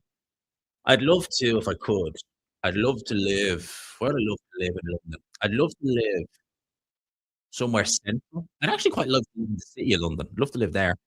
But I'd love to get if I could afford a flat, like a really nice flat, I'd love to live maybe, somewhere west. World War III is here. I hope not literally. I hope not literally. We don't want that. That wouldn't be good. That certainly wouldn't be good. We don't want that. 200 plus amateur bouts, 90% knockout ratio, 13 wins in the first round. The whole stadium, it looked fairly full. I'm not really seeing any empty seats, to be honest with you. Looks a pretty good turnout. Arslanbek Makhmudov. I'm actually getting like a little bit excited. The excitement level's not really there for this. Still isn't. I still kind of feel like it's more curiosity with this fight than anything else. The excitement's not really there. The excitement level is not really peak. It really isn't. I'm just kind of watching it and I'm just kind of like, yeah, it's all right. There's Tommy and Shane. The Partridges. There's George Warren, Tommy, Shane, Big is Gypsy John there? I don't think Gypsy John there is. Mate, the tribute is nice with the hat and fat suit. Ricky Hatton, RIP. Yeah, we love Ricky Hatton, man. We do. I give Fury credit with that one. We miss Ricky Hatton. We really do. Ah, dang. That is sad. We miss Ricky Hatton so much. We really do.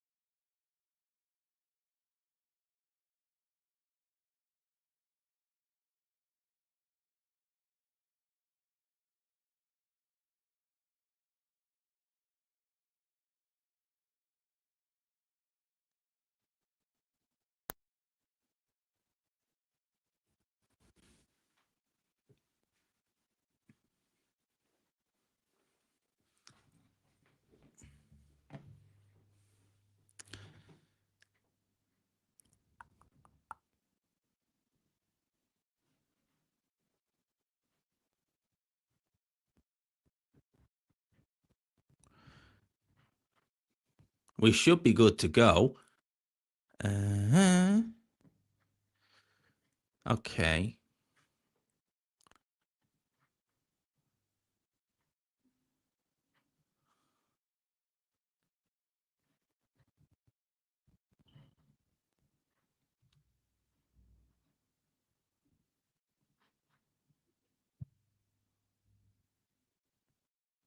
Okay, let me know if you guys can hear me with that.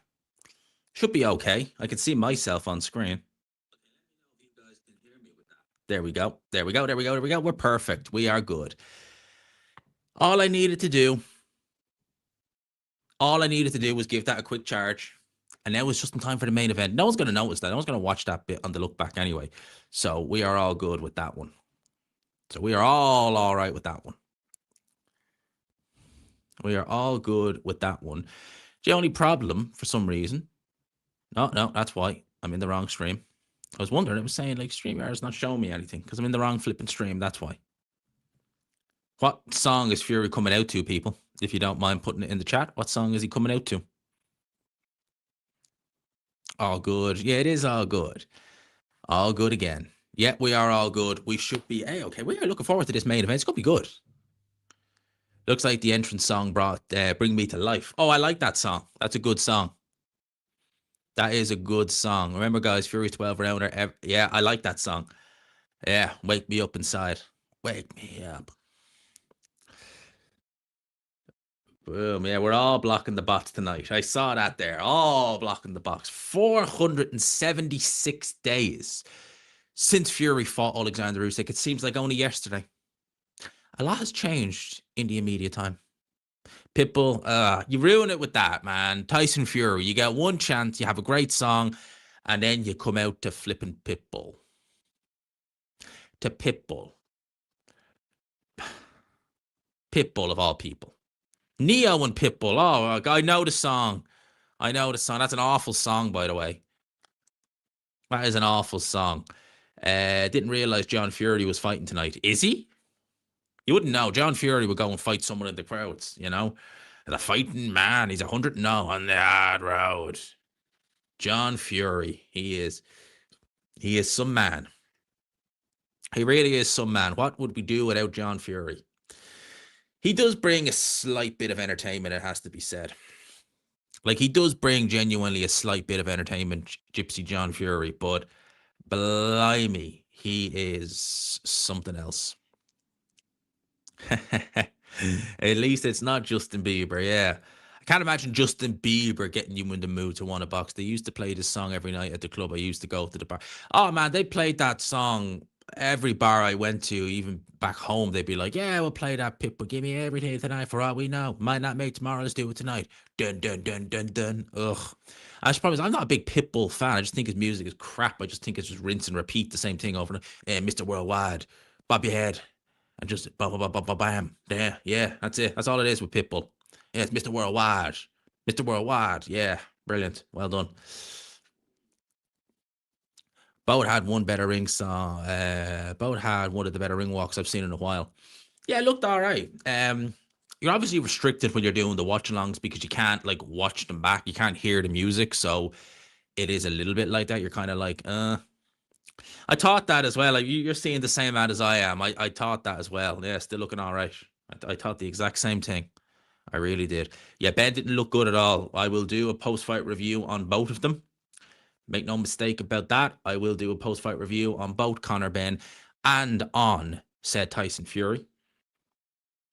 Yeah, like go to full 9 yards on Ricky Hatton.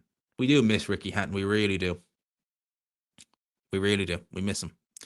It's a shame. R.I.P. to Ricky Hatton. And listen, I might not always see eye to eye with Tyson Fury, but the tribute he's done is Fury 316. Yeah, I was wondering why people were saying that. Austin 316 says, "I just whooped your ass." Fury 316, Austin 316. Austin 316 said, "I just whooped your ass." That literally, his whole career went from strength to strength after that point. Well, Fury's a lot better than Dave Allen. And Dave Allen will tell you that. Not just me, Dave Allen will tell you Tyson Fury is a lot better than he is. Tyson Fury. I do like the tribute to Ricky Hatton, the fat suit, everything. How's Buffer's voice? It sounded awful. Oh, referee Lee Every. Oh, no, sorry, judges. Lee Every, Kieran McCann. Who is the referee? Who is that? Mark Bates. Okay. Mark Bates, the referee. We don't have Howard. What's Howard Foster going to do? Where are we going to get the early stoppages? Huh? No Howard Foster with the early stoppages. First shot lands, Howard Foster. You've had enough, son. You've had enough. It's over. It's over. I wouldn't say Dave Allen punches harder than Tyson Fury. I'd say it's much of a muchness.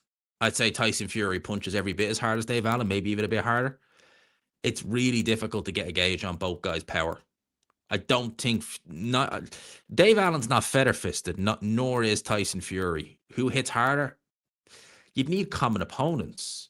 I guess you could ask Dylan White. He's fought them both, and I'm sure he'll tell you Fury hits a lot harder because Fury knocked him out. But it'd be really hard to get a gauge. Who else have they fought other than Dylan White? No one really, haven't they? Now they've only ever fought. Yeah, they've literally fought no one else other than Dylan White. So he could probably attest to who hits harder. Man, fighting out of Montreal, Quebec, Canada, 21-2 with 19 knockouts. Yeah, he's definitely got real power on the uppercut. You could argue Zhang is the biggest single puncher in the heavyweight division because he can punch with both hands. Wardley's up there. Wardley and Dubois, really, the two of them are huge punchers.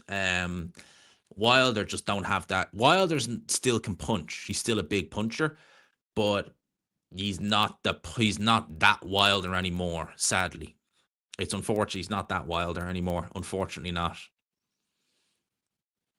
Tyson Fury needs a beard though. Like he had the beard for the Usyk fight. Why does he not have the beard this time? Because Fury without the beard, Fury is someone he needs that beard. He needs that beard. Get best row seats to see Fury get knocked out by round 4. He's fighting out of the Isle of Man. Oh, people were saying that all right. He's from Manchester, but he moved to the Isle of Man. I can't blame him. I mean, I'm to be honest with you, I think he did the right thing doing that. The tax thing over here is ridiculous. So I ain't hating on Fury leaving Manchester for the Isle of Man. Fair play. It's his money. He should be able to do with it as he sees fit. I don't think Ngannou won that fight. He was hidden and then unhidden? Oh, was hidden. Yeah, I was wondering why you were like, why is Adam unhiding him? And I was like, okay, fair enough. It's the bot. Right, let's have a listen. Let's have a listen. Fury's back, people.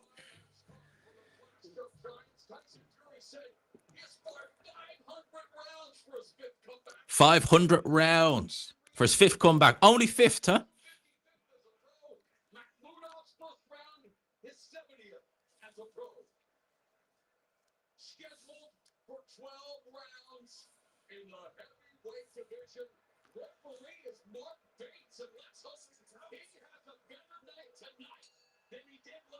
Oh, you're joking. It's the same referee who did the Chisora fight. I thought he looked familiar all right. So it's the same referee who did the Chisora Wilder fight. He's refereeing tonight. Fury's already backed up. Man, Fury's already been hit with a right hand. Did you see what I just saw there? Fury already was hit by a right hand and was backed up. No, that's not good. Already, the first flipping shot that he's hit with, he's backed up. Oh, man. And he looks heavy in there. Like, he's still, like, those love handles look crazy. Oh, my God. Is this cherry picking gone wrong already? Seriously, is this cherry picking gone wrong already? And get that referee. Yeah, he's the same referee who had that nightmare against Wilder and Chisora. Here he is again. Oh, my God. The first right hand that comes in from Makhmudov, it backs Fury up. And Makhmudov aggressive in this first round. Really aggressive. I didn't think he would be. And maybe he's going for broke because this is a 12-rounder. Makhmudov cannot go at this pace for 12 rounds. No way. No way can he go at this pace for 12 rounds. So I'm wondering, is he just going to go for broke from early on and just look to land big shots on Tyson Fury? He definitely has the power. And yeah, Fury is running. He's already started running in this first round. He got hit with a big right hand in the first 10 seconds and it backed him to the ropes. Is Fury... Look, we know Fury's not in his absolute peak anymore, and he's missing with that right hand. Okay, he caught him coming in, Tyson Fury there, but man, he's getting close with that right hand, and Fury is backpedaling like his life depended on it. God, he is running, he's running overtime in there. He is literally running away from every time Makhmudov looks to set something up, and look at that, there's not much power in that jab. And again, I wonder, is Fury going to be showboating a bit in this first round to try and, get the idea that he's winning? Because Makhmudov looks so dangerous. There's another shot that goes in, and Fury has to hold. And there's definitely not 4 inches in height between them. No way. And he is running scared. Like, he really is running in this round. And Makhmudov being the one, he's not initiating the clinches. It's Fury who's running around and actually trying to grab hold of him, and he lets that jab go. There's a couple of jabs by Tyson Fury. That's what he needs to do. Keep it at long range and look to go and attack the body of Makhmudov. That is the best thing he can do. That overhand right was very close, man. Oh, that was close. Man, 34 seconds left in the round. Oh, my God.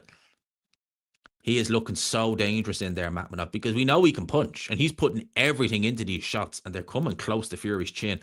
Oh, and he landed a right hand there. Not much power on it. Fury ends up just holding him by the neck, and he's got his arm down on his neck. You're not allowed to do that. He's dabbing at that eye. What is the referee doing? It wasn't his fault he was getting his neck leaned on. The referee doing? That's BS. Fury popping that jab out. It's not a good first round for Tyson Fury at all. Looking to end the strong on the front foot. Referee. Round ends. Wow. That was interesting, wasn't it? That was Gary Lineker. Thumbs down. Boom out of the building. Absolute you know what. See you next Tuesday. All that stuff. Gary Lineker. Mikael Richards we like. Mikael Richards is cool. But Gary Lineker, yeah, absolute clown. Great footballer, but clown. Idiot. Damn. Perhaps a bit. I don't think there's a bit about it. Has anyone ever gone for Fury just like that before? No, it's not even a big right hand that he landed on him with. But he looked in a little bit of bother. Yeah, it's not even the biggest right hand, but it was enough to back him up. Damn. And Team Fury looking concerned at ringside. Damn. Round 2 is underway. He has been dropped in round 2 before. He was dropped by Steve Cunningham back in the day in round number 2. Very limited. You can see the limitations of Makhmudov. Oh, my God. He hit a right hand there. Let that right hand go. And man, Fury is not getting out of the way. He is not able to get out of the way of these shots. And he's landing shots on Makhmudov. They're not deterring him. And he is coming in like an absolute juggernaut in there. People, if AJ is not as diminished as I think he is, then that fight becomes very different. Because Fury, he's not actually able to deter Makhmudov. Makhmudov is just marauding forward and backing up to the ropes. And he's clearly physically strong. He's clearly quite physically strong in there. This could be more to do with the lifestyle. It has to be. Because Fury against Usyk last time, yeah, he lost it clearly, but he didn't look as bad as this. Like, look at the jiggles of flesh. Look at that. He's jiggling all over the place. Man's trying to be like Jamie TKV in there with all the jiggling going on. Fury won't go for Fury. Yeah, AJ wouldn't be that aggressive because it's a good point. Yeah, no, it's a good point. AJ would give him time and space. Makhmudov is going in there with a kind of a, I'm going to knock you out, so to speak. AJ wouldn't do that. AJ would literally give Fury all the space and time he needs. He shouldn't do it, but he would do it. He'd give him all the time and space he needs. And referee, again, have a word to Makhmudov. It's not hit. Like, he is actually trying. Fury is the one initiating these clinches, and he was even leaning on him a couple of times in the last round. And Tyson Fury dabbing at that eye. He's really waiting to let them shots go, and he's losing the jabbing battle there, it seems. And dabbing a lot at his face as well. That's strange. It's not something we're used to seeing from Tyson Fury, but he lands that was wild from Makhmudov. He walks into a big shot and does like a starfish pose. Damn. That was a bit wild from Makhmudov, it has to be said. Fury getting a little bit more composed. That's a good body shot from Tyson Fury. Just a simple jab to the body and get out of it. That's what he needs to do. Oh, man. Every right hand that comes in from Makhmudov just looks so goddamn dangerous. Holy crap. Every one of them. It just looks so close to landing. But he gets caught coming in, Makhmudov. His defense is not there, Makhmudov, at all. Like, he is coming in as reckless as anything. And yeah, he is limited as hell. That's a good right hand from Tyson Fury. That's better stuff from the Gypsy King. It's much better from Tyson Fury. But still, there we go. That's another right hand that goes in. That's better work from Fury. Keep popping that right hand going. There we go. Thank you to all the guys getting rid of the moderator, or getting rid of the bots. Thank you. That's better work from Fury, but guys, be careful. Because Makhmudov is punching with him. He's punching with him, and he's not used to that. 20 seconds to go in round number 2. Better round this from Tyson Fury. But Makhmudov, is he bleeding, Tyson? That's blood. Which one of them is bleeding? Is that because there's blood on Tyson Fury? Is he cut, or is Makhmudov cut, or is that blood from Makhmudov? Which one of them is bleeding? Don't see anything on Makhmudov. He did look better in that round. He looked much better. But is there a cut? Because I definitely saw blood there. I definitely saw blood. I don't know. The bots just go out in force, I think. Because they do that on... They're not normally this aggressive on the free ones. They're normally the pay-per-view ones. They are as aggressive as hell, but they are still flipping aggressive. I'll tell you that. The bots tonight, anyway. But yeah, Fury out of shape, but looking good. He looked better in that round, has to be said. He won that round. First round, I think, was maybe a bit of a shell shock for Tyson Fury, but he did look better in that round. But he still looks slow. Look, this is not a fast... It's not the Tyson Fury I remember seeing. This is not a fast... That was good right hand. But he nearly walked into a big left hook. And he's wary. That's a great uppercut from Fury. That's great shot selection. That's better from Tyson Fury. Gypsy King. That's much better. All right, round number 3 is on. Round number 3 now back underway. More of the same, please, from Tyson Fury, because we need to be seeing that from him. Because that first round was a nightmare. And if you see it, you see the limitations of Makhmudov. He's a very limited fighter. Very limited. There's the jab, again, from Tyson Fury. 2 jabs. Makhmudov, very wide stance. No speed at all there. Tyson Fury should be easily finding a home, and he is now. There's Tyson Fury. He's getting the jab in, and he's moving around, getting the legs going. Tyson Fury. Is he in the southpaw stance now? Looks like he's popping it. Just be careful switching, Tyson. You don't want to do it while he's in range. People can get caught doing that. You can get caught very easy, but he's popping that jab out, and he's actually managing the range quite well. Makhmudov doesn't have a great gas tank, so he is going to slow down. He is definitely going to slow down there. I think we're already starting to see that now. And Fury boxing pretty well now. Just popping that jab out. Frank Warren applause at ringside. But Makhmudov, very reckless with that attack from Makhmudov. Nothing to really come from it. So yeah, Fury looking a hell of a lot better, looking a lot sharper. That first minute of this round 3 was better for him. He's been doing much, much, much better work. This could go to full 12, by the way, people. I wouldn't be surprised if it did now at this stage, to be honest with you.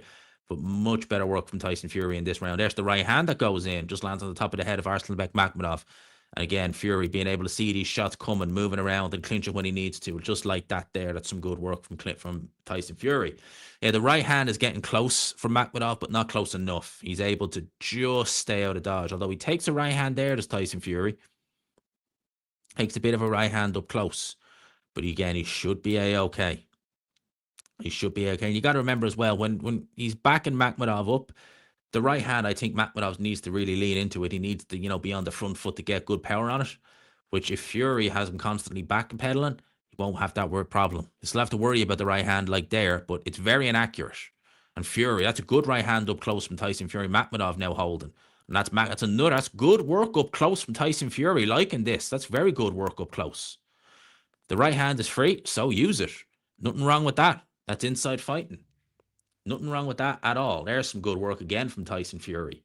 Really starting to get the shots going together. This is getting better now. Looking better than he was in that first round, certainly. His boxing is coming along very well. Still popping that jab out. There's another right hand from Tyson Fury. Just moves around the ring.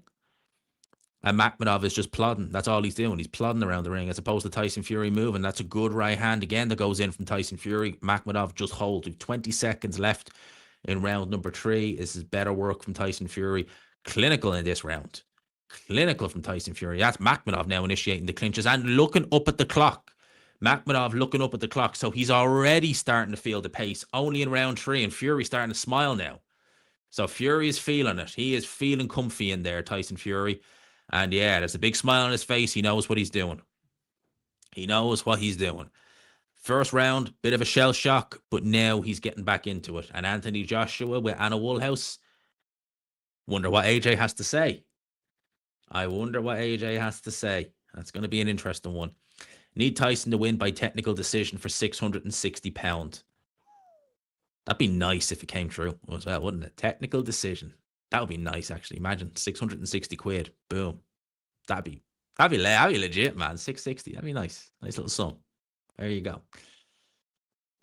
Makhmudov already looking at the clock. Yeah, I noticed that. He's already looking. That's never a good sign. When your fighter's looking at the clock, they're tired. People, it's 3 rounds. We're going to round number 4. They fought for 9 minutes. And he's already looking at the clock. That's not good. And you're not even close to halfway. So, yeah, this could be a long night for Arslanbek Makhmudov. Round 4 is underway. Looking slow again. Missing with that body shot. And really looking ragged up close. And Fury using that free hand again, which he's entitled to do. It's inside fighting. No issues there.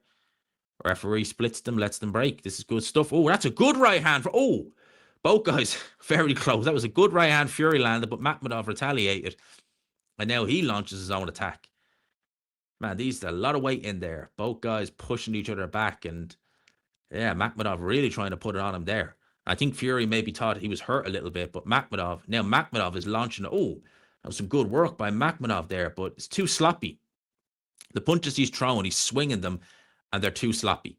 Fury sees them coming. There's not a lot Makhmudov is really... He's never going to have any success doing that. None. And he misses with those 2 shots there, and Fury just has to clinch. Doesn't have to do anything. Makhmudov is so bad on his... he's no inside game to speak of. Just know what he's doing. Fury's inside game is not terrible.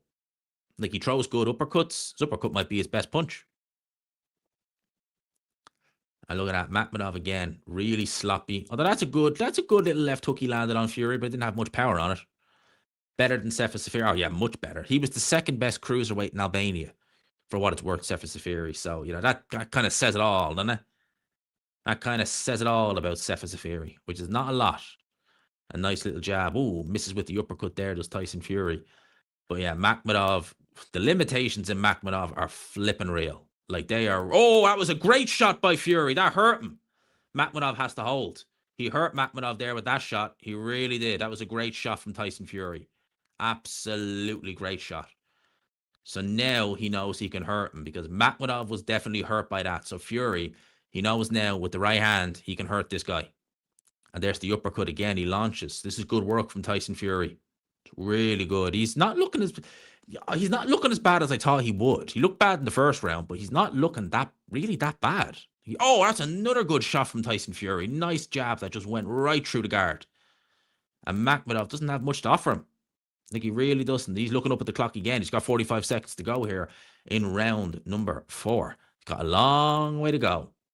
So if he thinks it's long now, you just wait. It's going to get a lot worse. A lot worse. And Fury, 30 seconds to go. Makhmudov still looking up at the clock. Still holding on. Still looking up at that clock. 3-1. Yeah, you give the first round to Makhmudov. Yeah, no issue with that. But the rest of these rounds, I mean, this is a big round for Tyson Fury. He's already hurt the guy. And Makhmudov has just, these shots are so sloppy and poorly thrown. It's crazy. As round number 4 will, I have no doubt, come to an end right about now. Nearly a minute in advance. Well, if yous are, please don't spoil anything. Because you might be a little bit ahead of me. Please don't spoil anything. If someone gets dropped, don't leave it in the chat and be like, he was dropped, because I want my reaction to be natural. Natural.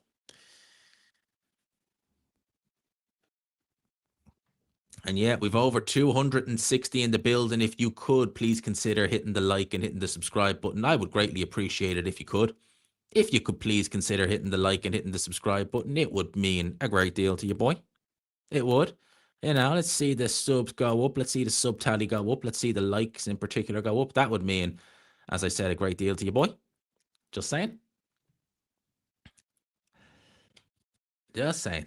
274 now in the building, so it's obviously done something. There you go. The likes are going up. We can hopefully get 200 by the end of this stream. That'd be something. That'd be pretty damn cool, wouldn't it? I quite like that. I quite like that. All right. Round number 5 underway. Let's go. Let's go. Makhmudov, Fury. Round number 5. Tyson Fury. Oh, he took a jab there, did Fury, but wasn't much on it. But, excuse me, Makhmudov looked so ragged in this fight. Like, it's crazy to think that he looked like a decent boxer against Dave Allen. He looks somewhat of a decent boxer against Dave Allen. He looks awful in this fight. It really does. It really does. Apart from the first round where he was aggressive, now he just looks tired. He looks slow. Look at that. More shots go in from Tyson Fury. Nice little body shot lands from Tyson Fury. Fury should be stopping this guy in a few rounds. Yeah, he should be stopping him in a couple of rounds. He really should be. All right, 2:10 left in round number 5. There's another jab that goes in from Tyson Fury and just bobbing. He always does those little movements before he actually gets the shot going. And that's one thing about Tyson Fury you could maybe time him on, because he has those little little idiosyncrasies when he's like, get ready to throw and get ready to land. He's always like, boom. He always does that, and kind of maybe sometimes he'd be standing there in a stance and he's like, and then you know something's coming. So he does these things like that, dabbing at the nose. And Fury, that's naughty from Tyson Fury, holding the right hand in. That's quite naughty. You're not meant to hold the arm of the opponent. You're meant to let that go. But Fury, 1:30, 90 seconds left to go in this 5th round. And Tyson Fury holding on, but he is still in, I would consider him in a commanding position in this fight, because Makhmudov, it's not a great fight, it has to be said. It's not a thriller manila or anything like that. Swinging a miss from Makhmudov. Fury just backs up to the ropes and looks to clinch again. It's not a great fight so far. I can't say I'm necessarily enjoying it, but he's doing well enough, Tyson Fury. He's doing well enough. And he isn't looking too bad. He ain't looking too bad. He's looking good enough that I'm content with what I'm seeing so far. But the later rounds are what's going to really tell the whole story. Makhmudov already looks tired, but can Fury go to 12 rounds at this decent clip? Remember, guys, at home with the season 2 of At Home with the Fury starts. Yeah, we're all looking forward to that. All of us looking forward to that. At Home with the Furies. Yeah, we all want to, we really want to see that. We really do. We really do. 30 seconds in round 5. Scruffy round. Very scruffy round, but Tyson Fury winning it nonetheless. Another clinch. He is loving looking up at that clock. That's all he seems to be doing, is looking up at that clock now. Which, again, if he is that tired, and Fury's doing good work there, he's got the free hand, and he's going to the body of Arslanbek Makhmudov as the referee breaks them, which I actually don't think he needed to break him there, actually, to be honest with you. Fury was landing that right hand. He had it free. Makhmudov misses with the left hook, misses with a big looping right hand. Fury is laughing. He knows. He sees what's happening. And I don't want to say effectiveness of the attack of Makhmudov earlier on was all right. They have advertised it 29 times. Yeah, they've advertised dominoes and everything. They've even minimized the screen here to advertise a dominoes thing. So they are spamming the ads out there on Netflix tonight. Spamming them. Sugar Hill Stewart in the corner of Tyson Fury. John Fury dislikes that straight away. Just saying. Doesn't like Sugar Hill for whatever reason, but he's a good trainer. Don't knock Sugar Hill. He is a good trainer. A very good trainer at that. So let's look. That's a great little shot up close. And there was nothing wrong with that left hand that Tyson Fury landed, by the way. That's inside fighting. Nothing wrong with that. Not like he hit him on the break. That's a shot. That's part of inside fighting. So nothing wrong whatsoever with that right hand or left hook Tyson Fury landed. We get ready for round number 6. Let's roll, people. Round numero 6. So Tyson Fury, Makhmudov, round number 6. And just in case, I feel a bit bad, but I'm going to knock the comments, not knock them off, but I'm going to look away from the comments unless I get a super chat or something. I'm not asking for one. I'm just saying, because I think I'm slightly behind a couple of you guys and I don't want anything spoiled. I don't want anything spoiled. So I'm going to keep that off just to be sure, because I want to make sure that whenever we do see a knockdown, which I think we will, it's a natural reaction. Let's wait and see. But what must Eddie Hearn and Anthony Joshua be thinking there at ringside? 2:20 to go here in round number 6. And Tyson Fury is well in control. Apart from the first round, he has been in control of this fight. I do think he could go through the gears a little bit more.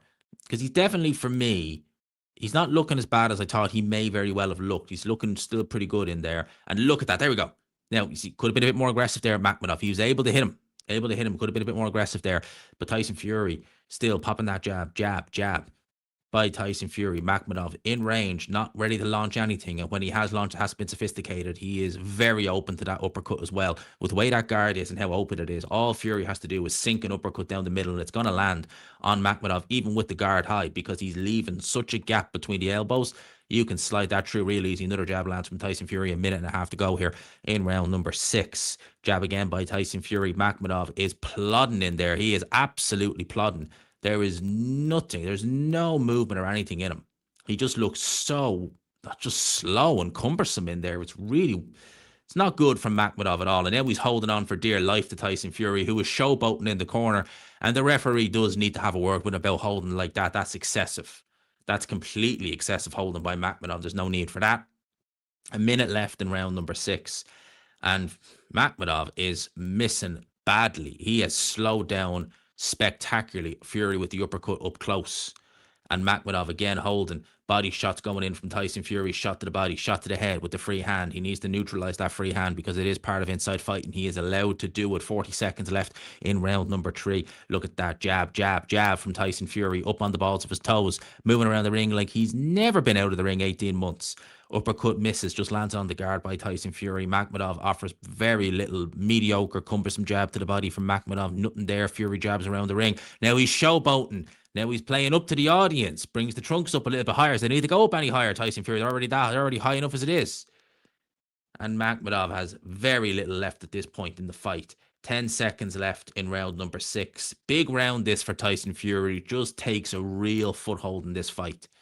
And is just able to move around the ring nice and confidently.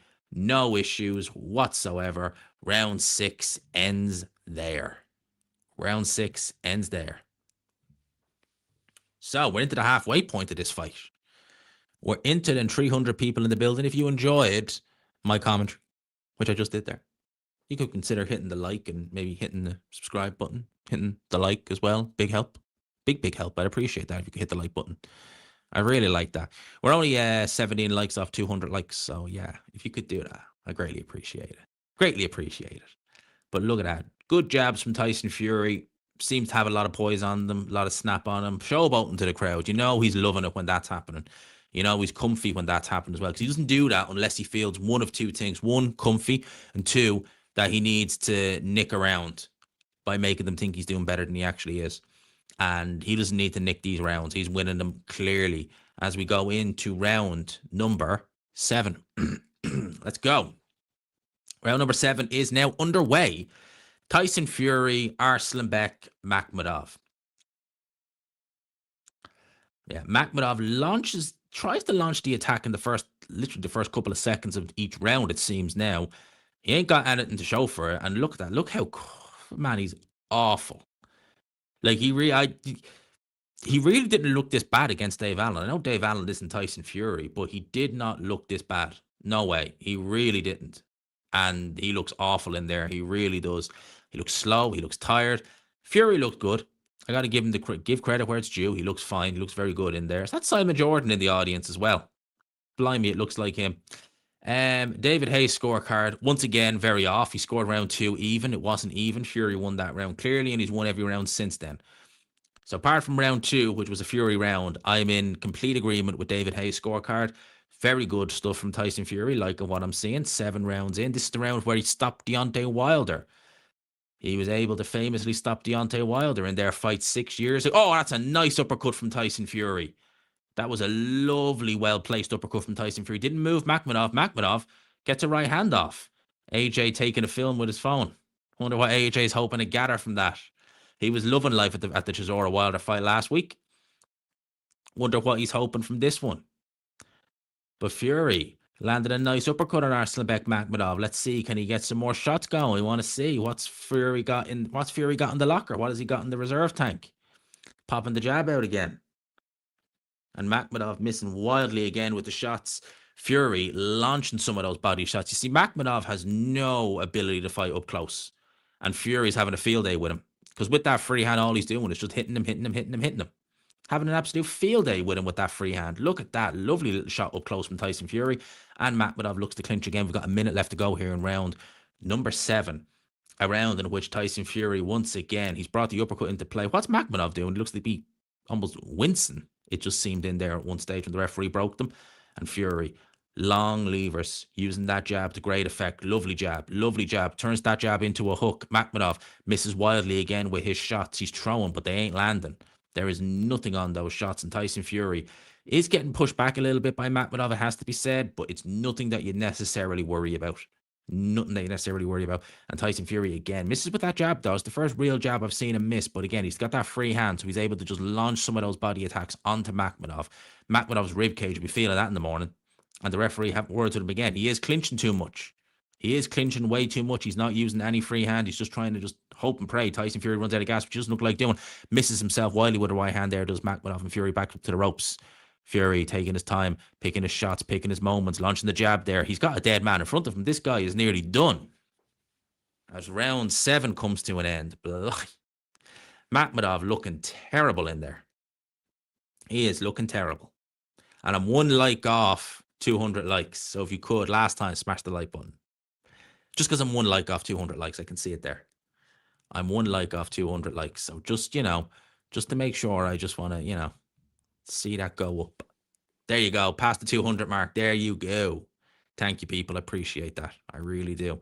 It's been 3.5 hours. I appreciate that. It's been fun. It's been a quick 3.5 hours, hasn't it? Let's look at this uppercut again.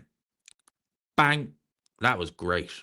That was a great little uppercut from Tyson Fury. It really was. Really, truly was. Look at that. Bang. Didn't land as clean as the uppercut like that knocked out Dillian Whyte, but a decent uppercut nonetheless. Tyson Fury getting ready for round number 8. We're past the halfway point. And Makhmudov looks a spent force. He really does. Like, he looked spent at the end of that last round. He really did. So I would imagine that this fight, I'd be amazed if he just has the durability. Like, not even the punters. If he has the end of the gas tank to actually get to the 12th round, I'd be very surprised. Because he looked knackered.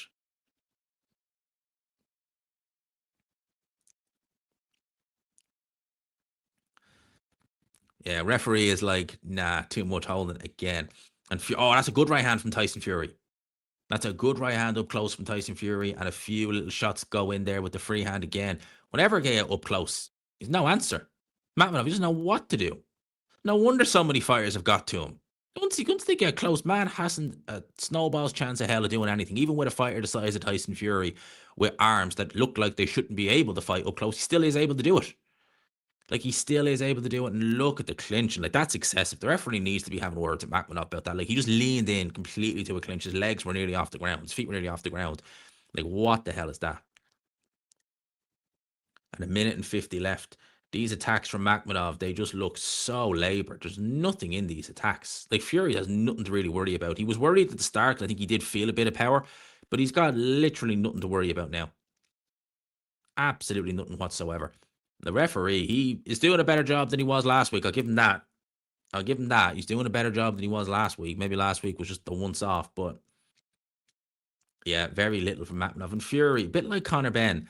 Oh, that's a nice uppercut again from Tyson Fury. Didn't move Makhmudov, but he's got a guy in there who is fairly done. And I do think he could, and he is trying to do it in fairness to him. I think he could apply a bit more pressure.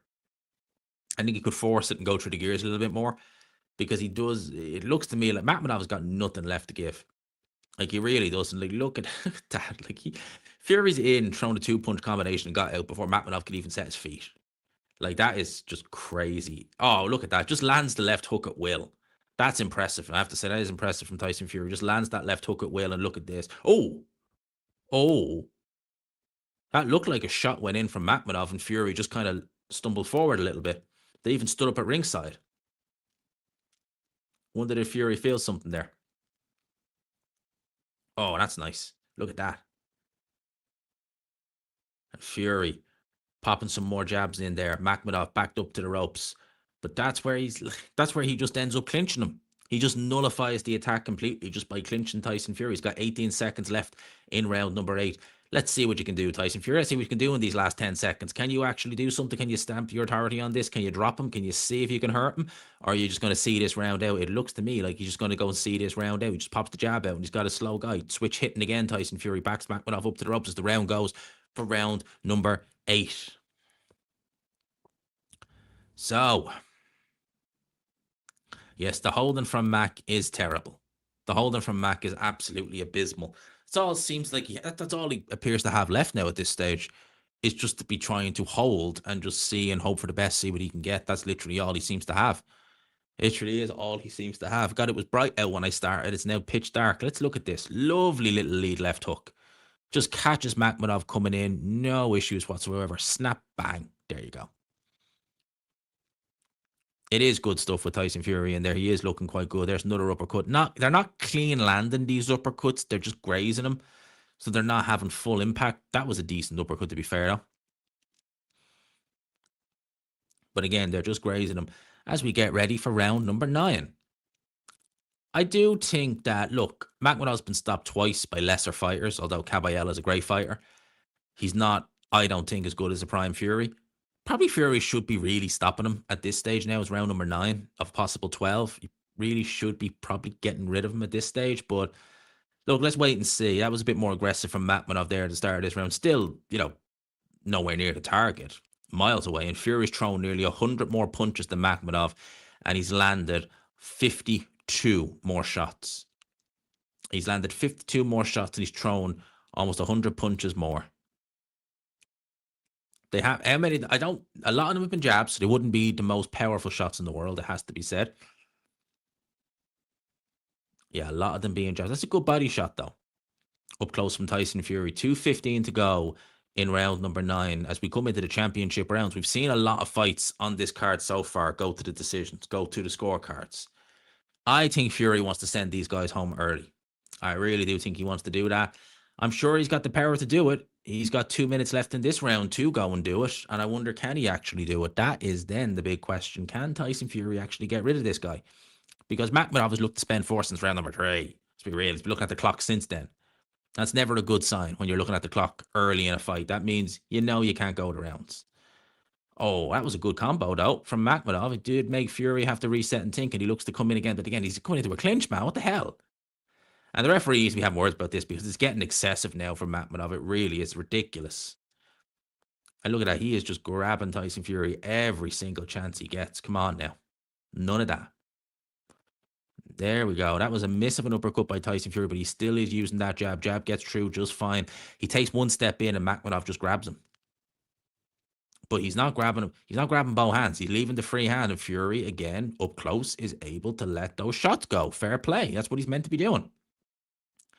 And he's just tucking up nicely when Makhmudov comes in. It's very labored. It's very obvious what he's trying to do here.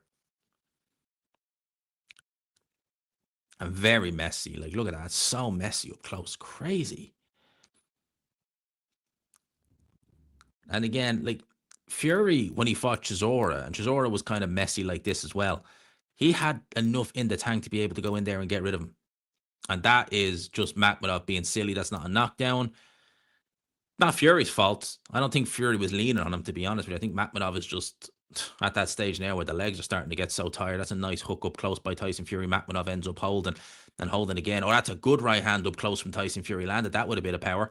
And again, hitting the body of Makhmudov, snapping that jab out. Makhmudov clinching again, 15 seconds left. I'm sure Fury is getting a bit pissed off with this holding because it is getting exciting. He's even looking at the referee being like, what the hell? I think the referee needs to be having words with Makhmudov about the holding because it is getting excessive. That's good right hand by Fury, but it's not enough. The round is now going to end, and we go into the championship rounds. Yeah. We are now into the championship rounds.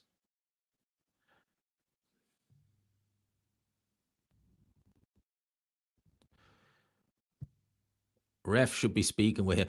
Referee is the same ref who did the Chisora Wilder fight. So I expect nothing less from Mr. Mark Bates. Mr. Mark Bates. I'd say he got ripped the piss with that last name. Bates, are you a master? Do you? You know what? Remember there was a dart player who that was his last name, and he wanted the master to be his nickname. So he'd come to the Aki and they'd be like, it's Owen the Master Bates. Sky didn't like that, obviously. So they got him to change that quick. You'd know Sky would be like, you can't use that. It's a bit of banter, it's a bit of banter. Anyway, round 10, underway. Didn't think we get this far, but it didn't look like we get this far after the first couple of rounds, but we are here. Now, my pick was Fury to win this fight on points. It has to be said, so I'm technically on course to do it. And David Haye, again, given every round bar the first round to Tyson Fury, except he's given a share of the second round, which I disagree with, to Arslanbek Makhmudov. Other than that, it has been, it's been a clean sweep for Tyson Fury. He is rolling through this fight. He is steamrolling this fight. He's done everything apart from drop and stop Makhmudov. Other than that, it has been a vintage Fury performance in many ways. It's not been the most captivating fight in the world. It's not been the most entertaining fight. We haven't really seen the Thriller Manila, but it's been effective. It's just been effective work from Tyson Fury. I can't say he's going to strike fear into the hearts of the other contenders with this performance. I certainly do think there's regression there from the Usyk fights, but it's good. He's good enough. I think he's still good enough. And, that's a nice uppercut again up close. Put it like this. I still think he beats AJ off the back of this. Oh, referee now having words. Oh, gum shield. Oh, come on. Really? The gum shield comes out now? That's just a sign I want to break or I'm near done. And time in. Here we go again. Oh, that's a nice right hand from Tyson Fury. You see, whenever there's a break, sometimes the fighters can be a little bit more vulnerable and a little bit more susceptible to getting hit with a shot that they probably don't expect because they just have a reset. There's another uppercut from Tyson Fury. Makhmudov felt that. He felt that uppercut, but he is still fighting. He is still looking to wrap Tyson Fury up whenever they get up close. And Fury feeling it now, letting the right hand go. Another right hand lands on Makhmudov. Another shot up close lands on Arslanbek Makhmudov. Makhmudov looking to hold. Referee needs to get in and break him. But there's the free hands of Tyson Fury. Getting some body shots off. Getting some good body shots up close. Makhmudov now feeling the pace. That was sloppy from both men. Fury missed wildly with an uppercut. Makhmudov falls into a clinch. Minute to go in round number 10. And Fury looking to get that uppercut going, but walks into a left hook. Didn't have much power on it, so it's not really going to damage Tyson Fury that badly, you would imagine anyway. Getting very messy now with the clinch, and the referee really needs to be having a word. No, he just doesn't. He just laughs at it. Well, we were laughing at your performance last week, referee, so there you go. Well, you've given us something to laugh at again. Well done. 40 seconds now in round number 10. And once again, it's so messy. They're just up in these clinches. And is the referee finally going to do something? No. Thought he was actually going to do something. He's not. Good jab from Tyson Fury. Uppercut again from Fury. Makhmudov still looking to come and charge in, but he's backed up to the ropes. There's a hook that goes in from Tyson Fury. Makhmudov goes Tyson Fury on. He doesn't need a second invitation, and look at that. That's not a knockdown. That's just Makhmudov. Come on, referee. Have words now. This is getting ridiculous. Really? Anyway, 15 seconds left, and we will go into the 11th round. The more I think we're going to full 12, people. Not a great performance. Another uppercut goes in from Tyson Fury. Oh, that's a nice little combo from Tyson Fury to end the round. Runs back to the corner.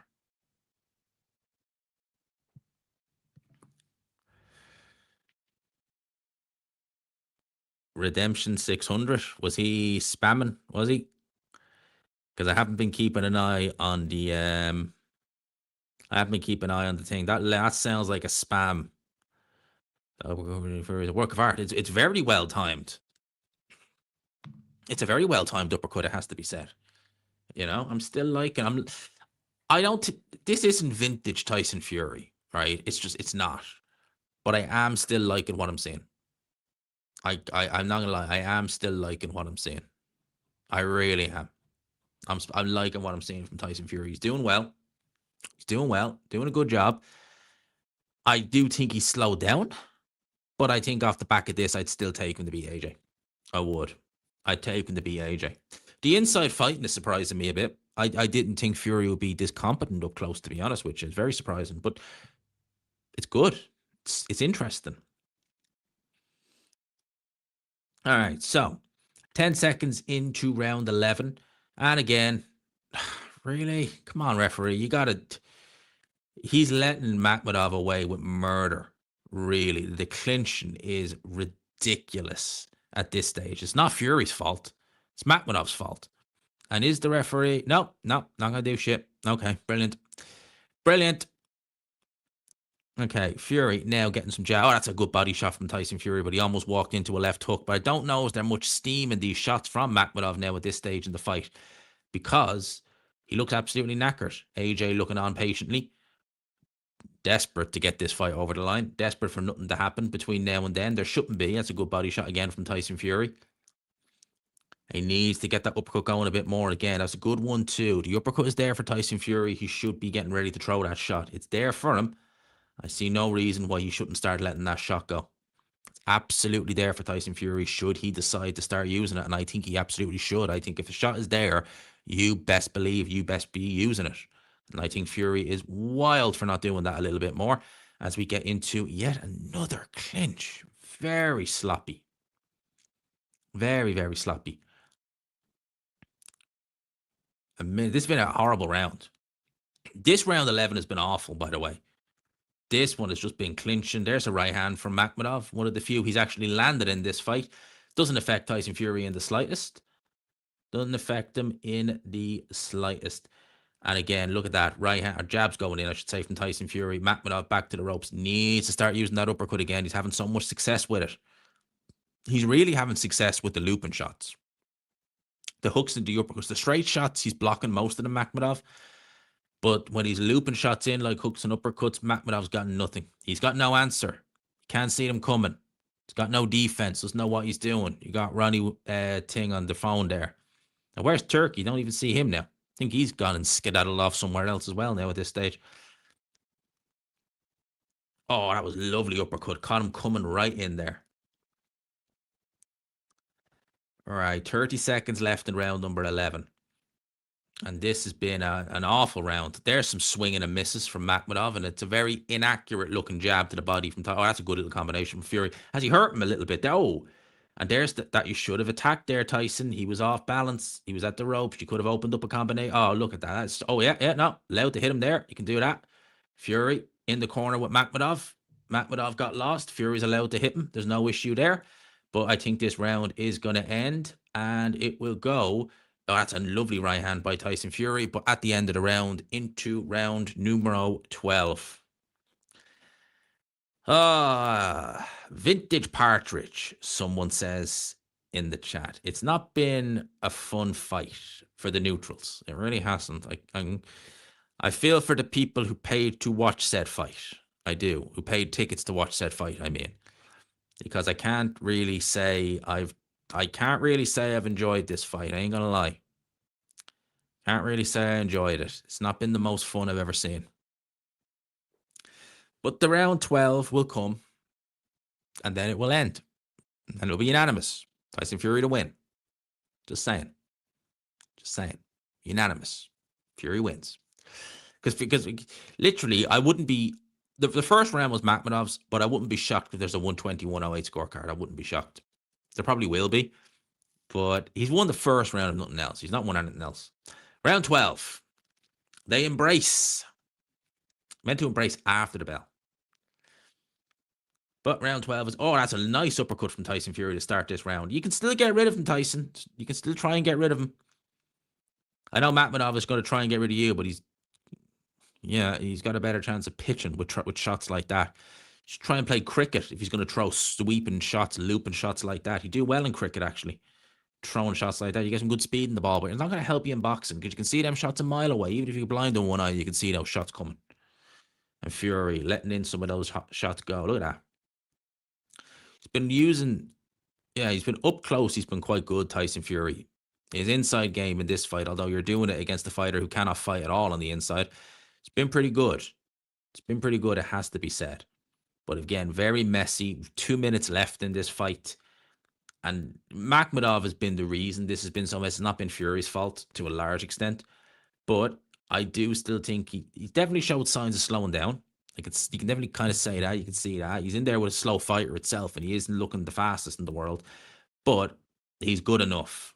He is good enough to hang with these guys. He's got the beating the Makhmudov, if nothing else. I know that might not be much of an achievement, but you still got the beating to him. There's another uppercut that goes in from Tyson Fury. Makhmudov still marauding forward, hoping to land something, but there ain't nothing there. And you've got 90 seconds left in the 12th and final round. You've got one fighter who's absolutely knackered and doesn't want to let go, and the referee still isn't having words with him in spite of the fact he's been clinching excessively in this fight. And he is still he's no answer, no energy. There's nothing in these shots. Can't do jack you know what with these punches. They ain't going to bother someone like Tyson Fury. They wouldn't even bother David Price. There's so little power in him. Another uppercut that goes in from Tyson Fury, and Makhmudov just takes it. He's definitely shown that the punching power ain't really there, because Makhmudov is not, exactly, he's not Filip Hrgovic. Oh, that's a lovely uppercut from Tyson Fury again. Brilliant stuff. Oh, another one. Right hook from Tyson Fury. Look at that. It's great work, and he's in range as well. Still confident to throw those shots. 45 seconds to go. He ain't going to get rid of him. He ain't going to get rid of Makhmudov, but he is still going to win this fight very handily. Look at that. Another right hand goes in. This is good work from Tyson Fury again. Completely outclassing, completely outboxing. They asked the question before this fight, did he have it or did he not? Was this fight dangerous, or is Tyson Fury still, if not at his best, near his best? Well, he's answered all these questions. Was this fight dangerous? On paper, yes, but in reality, not much. Is Tyson Fury near his best? He still absolutely is. Does he still have a bit of mobility in him? He still does. Can he still hang with the top heavyweights? He absolutely still can. And Tyson Fury will win. The bell goes. They embrace Tyson Fury. People, he is back as if he never left. What do we think of that? Doing my Jim Lampley impression there, by the way. Jim Lampley always used to do that in the big fights. Have a little kind of, grandstand bonanza. This is what I have to say. I would say you have Makhmudov winning too, but you don't have him winning this fight. No way he won. He barely won a round. He won the first round. That's it. Tyson Fury back to winning ways. 119, 109. I agree. Absolutely different levels. Good performance. Not exactly the most entertaining performance in the world. It has to be said. I certainly wasn't entertained by this. If I didn't have you guys helping me out, it would be a bit of a chore. Thank you for a job well done. It was not easy. That was a hard watch. That was not easy. Try commentate. That's where the commentators come into it. Like, how do you stay up? As in, stay enthusiastic about a fight that's not been fun. Because that wasn't fun. But you got to stay enthusiastic, unfortunately, about it. And I did. I thought I did a good job. Just saying. I did a good job. Good chin, took some good uppercuts. Yeah, he did. Especially in the last one, he did. He took some good shots. Fury will win this wide. 114, 114. Not a hope in hell.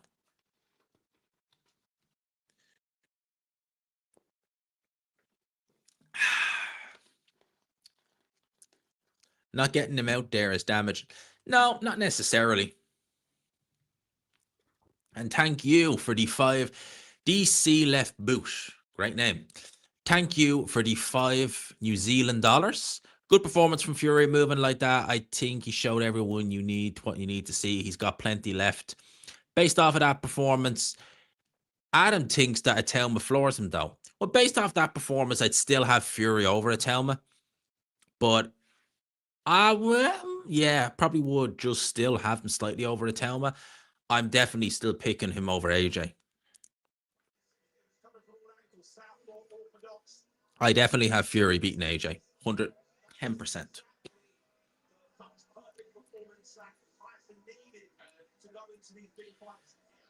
David Hayes says the perfect performance. Oh, there's AJ.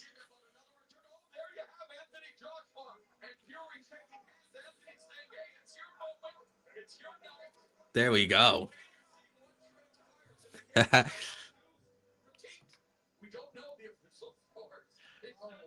AJ won't get in the ring. That's strange.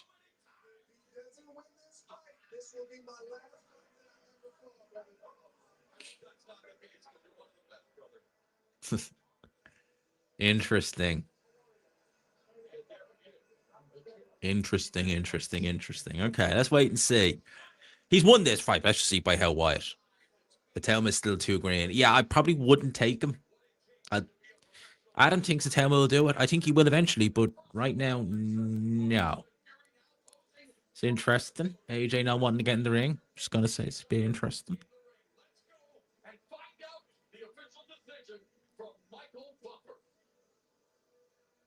Ladies and gentlemen, after 12 rounds, we go to the scorecards. Kieran McCann scores it 120. I knew there'd be a 120 in there. Lee Entry scores it 120 to 108. Reese Carter scores it 119 to 109. To the winner, with loving memory, to the Ricky Hatton, the Gypsy King is.